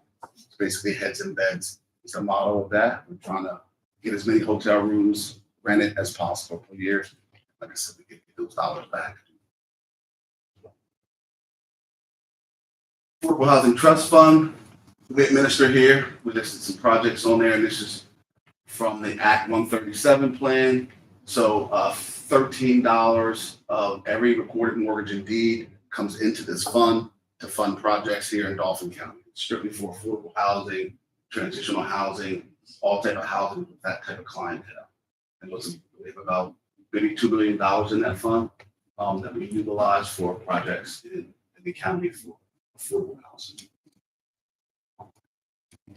First time homebuyers program, that is funded from the Affordable Housing Trust Fund. We give up to $6,000 in a subordinated loan to individuals, first time home buyers in Dauphin County. And like I said, and that's what we're looking to do, is sell homes in Dauphin County to first time home buyers. And that is a subordinated lien against the property. So those dollars come back once those homes are sold. Comes back into the fund. Is anybody eligible for that? No, you have to be low income. Okay. 80%. I thought so. AMI. Thank you. You're welcome. Small business loan program. We started this back in 2004, I think. This program is out of our Industrial Development Authority. We give up to, we call it like a micro loan program for small businesses. We've given up to $50,000 to $100,000 in loans for whatever it may be for small businesses, startup businesses. It's a very successful program, and we utilize those dollars. Dauphin County Land Bank Authority. The authority was created back in 2013. There's some projects that we've done. This one here was Tuscarora Street. That's right behind the Glass Lounge on Front Street. These were 4 fire damaged townhomes there. And these homes, when we identified this townhome section in Susquehanna Township, there were 400 hires in these buildings, about 30 rolls of carpet, trash, debris, whatever it may be. We demolished this structure, and there's the end unit there. We built 5 brand new townhomes. It was the company called Professional Building Systems up in Middleburg. They used container units, and they brought those in, and we sold that project after about a year it was built. So, and that was a major turnaround on that back street, Tuscarora Street. It was a really bad street. And there was another townhome section across from that a developer bought up, renovated, and it looks great now. The street is awesome. What was the return on investment on that project after selling it after it was bought, built out, and sold? I think we probably broke even, honestly. What from the tear down and everything, we're here to eliminate some. That's our main. People are living there. It's So it's kind of gray. What's the return on investment? Do we make money on the actual project? Probably not. But get people living there versus. Was it sold at like below market value? Or? No, I mean, it was appraised and sold for fair market value. And that's just one of our projects. Demolition Fund was started back in 2016. Governor Wolf initiated this program, the first demolition fund created in Dauphin County. You see a project that was done here.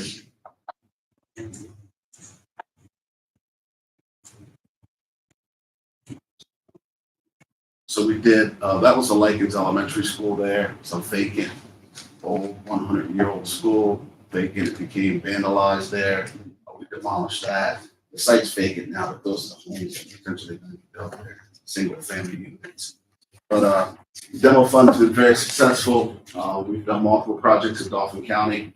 And like I said, our goal was to eliminate slum and blight in the community, and we've done a lot of projects all over the county.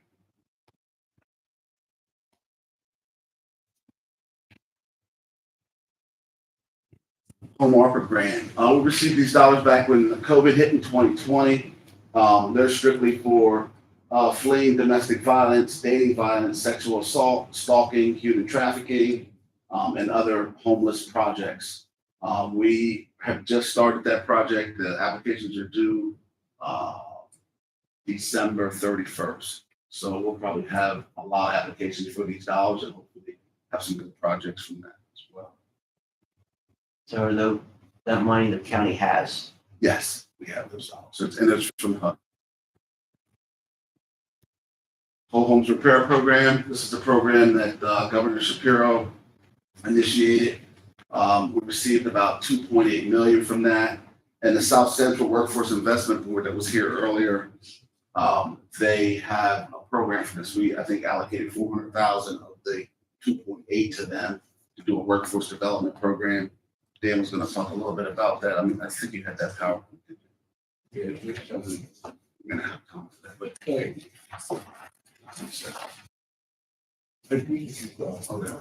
yeah, so they do a workforce development from that program. We're basically training individuals for different skill sets to get jobs. People that don't have that high-end skill set job, didn't go to college, whatever it may be, the blue collar worker, learn a trade. That's what the workforce development program is for. And then we do low-income individuals that have deficiencies in their home, whether it be ADA compliant issues and or any type of repairs that need done to the house. We opened this program back in 2023, I think it was. We opened it up and we had so many applications, 130 applications that were submitted in like 2 hours. Wow. So we had to shut the program down because we didn't have enough funding to allocate to the applicants. So we can only do 40 homes out of this. We've done about 17, we got 23 to go. But then we'll have 90 people on the list. So we're hoping to receive additional dollars to help those individuals with declining efficiencies. Do the individuals select their vendors or contractors, or how does that work? We do that. We do an RFP process for contractors. And these are some of the PPP projects we've had, private partnership, public-private partnerships. If you can see some of the projects up there and a lot of the applicants that we've seen come through, we've done projects with. This was one of our projects here, and I say we, was a land bank / redevelopment authority project. It was the old Hummelstown police station and a borough building where Hummelstown couldn't go out and basically with the way that municipal boroughs are, if you own an asset, you have to do like an RFP process where they couldn't control what the end use was going to be in the building. So they sold the building to the redevelopment authority for $1. We did an RFP process and we kind of could gauge what type of project we wanted to see in the building. So was selected after about 4 or 5 different proposals, and so existing business now that's done a great job. So that was the existing police office and borough. They built a new building up the street by the post. So, like, when you partner with a public-private partnership, a restaurant, for instance, what does that mean, the partnership? Like, financially, what does it mean? Financially, well, like I said, we owned the building. So basically, we did the due diligence to do the RFP to select the actual entity. So we would meet with the borough council, the proposal came in, and kind of decided what the end use was going to be for this building. What about the Wharf Restaurant? Do you own that? We do not. That was a demo. Explain that to me. How does that work? The Wharf Restaurant, that was a demolition project, not so much with the restaurant.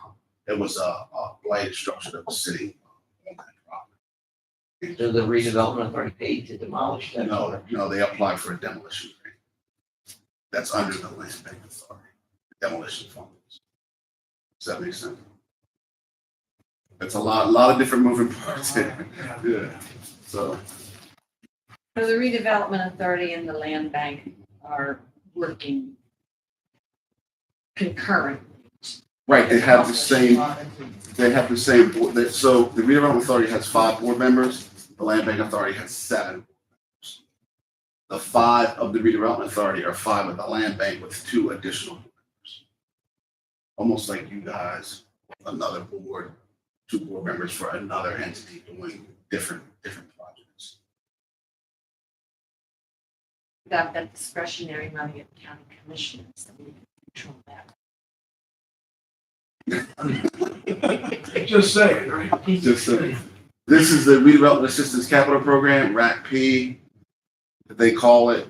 This is run through the OMB office, the Office of Budget and Management at the state of PA. The governor allocates these dollars, and you have to have a municipal entity to be the pass-through agency for these dollars. So we kind of rotate these around from our different authorities to assist with the different projects. And you can see all the different projects on there that we've assisted as a pass-through entity.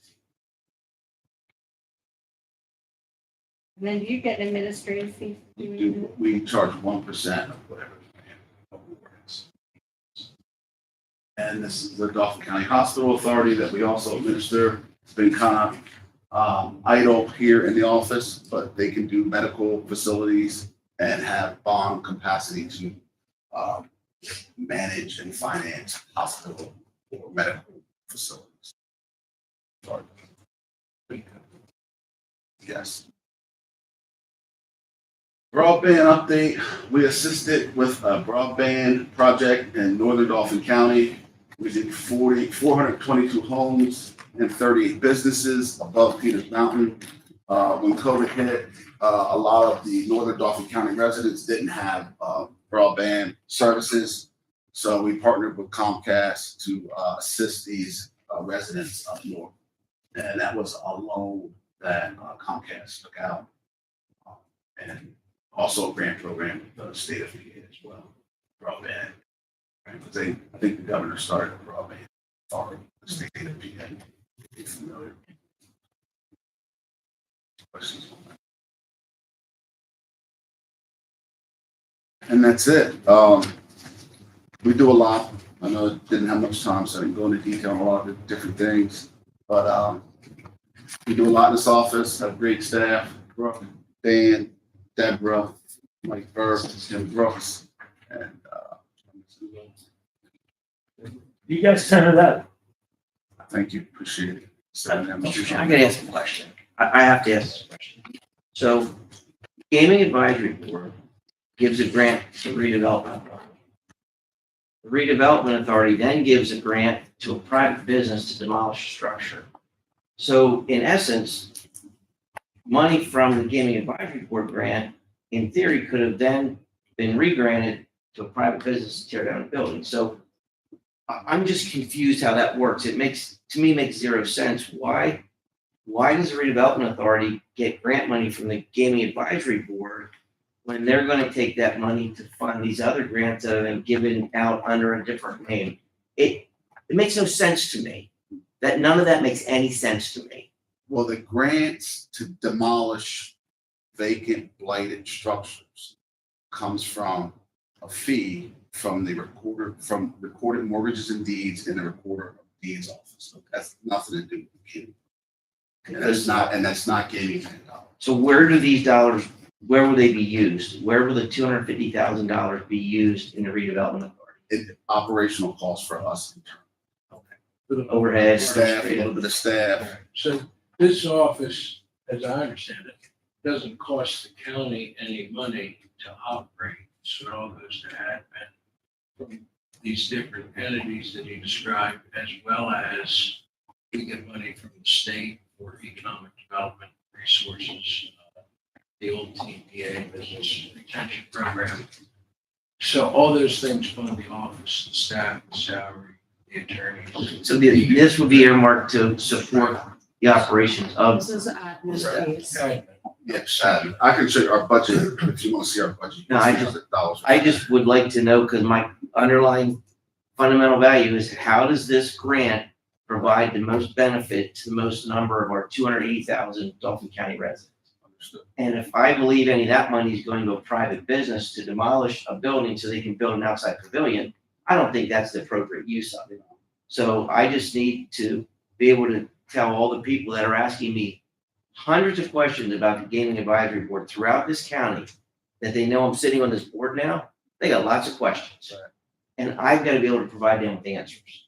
And that's to enhance the transparency of this board. Right. So if I don't understand how it works, I can't explain it to the members of this community that are asking me. So that's why I'm asking the questions. No, all the dollars from this request would go for operational costs internally. I can show you our budget that we have for the office. It's all split up, all those different 19 programs. So your office has a shortfall in funding in the general fund from the budget, so you need this to. Offset costs, yes, correct. Okay. We don't use any of the General fund money, you operate based upon your revenues, fees. from the different grants. I understand. If you could take it real simplistic, so George's silos of entities, we take admin against block grant and home dollars. We take admin for affordable housing. Take admin for demolition and those other things. So you are a piece of that for the game. That makes sense. Tourism. Yeah. So Because it's it not, costs, and what we do does help private entities. It does. Many And great times job. for bond financing or loans. And it costs you But- time and money administration to administer this program. That makes sense. That makes sense. Are you still counting employees? We are. Yes, we Yeah, are. it might sound like a really stupid question. We reimburse the county back for Okay. the cost. And that makes sense. That's where the admin. That makes sense. Exactly, all back. And I can explain that. That makes sense. Who's chair? I just didn't know if you understood the sponsorship, if you had additional questions about the sponsorship. Oh, yeah. Yeah, I'm still trying to wrap my head around, other than I understand the benefit of having a contiguous sponsor, I understand the benefits of that. But I was just wondering how Middle Paxton was selected. Yeah. Other than it's contiguous. Yeah. You couldn't sponsor yourself. No, we're not a municipality. So instead of using Lower Spadina Township, which is a non-contiguous, which is subject to more restrictions, it's less restrictive to have a contiguous municipality. I understand.